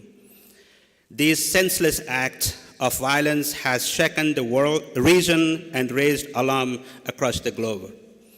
In response, the Indian government launched airstrikes on several villages it claims were harboring the attackers. Pakistan has vowed retaliation, heightening the risks of a wider conflict. Let us remember, India and Pakistan are both nuclear-armed nations with a long, volatile history of armed clashes, including full-scale wars. The stakes could not be higher. These are not just two countries in conflict, they are nations once united by history, culture, and geography before partitions. The lives lost, whether in Kashmir, Delhi, or Lahore, should not be politicized. They should compel us all to work toward lasting peace. Therefore, I not only urge the governments of India and Pakistan to immediately cease hostilities and pursue dialogue, but I also call on the United States government to take an active role in de-escalation. As a global leader and ally to both nations, the U.S. must use its diplomatic influence to encourage peace talks, support conflict resolution efforts, and prevent further loss of innocent lives. Let us in this chamber unite to stand against violence and for diplomacy, against war and for wisdom. We owe it to the victims and to the future of the region to act. Thank you.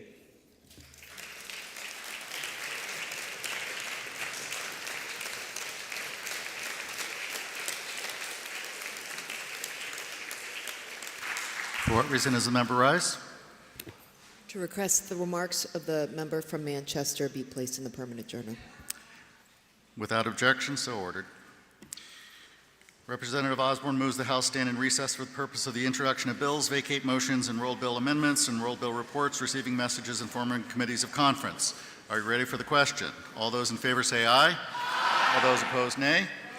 The ayes have it. The motion is adopted. The House is in recess until the call of the chair.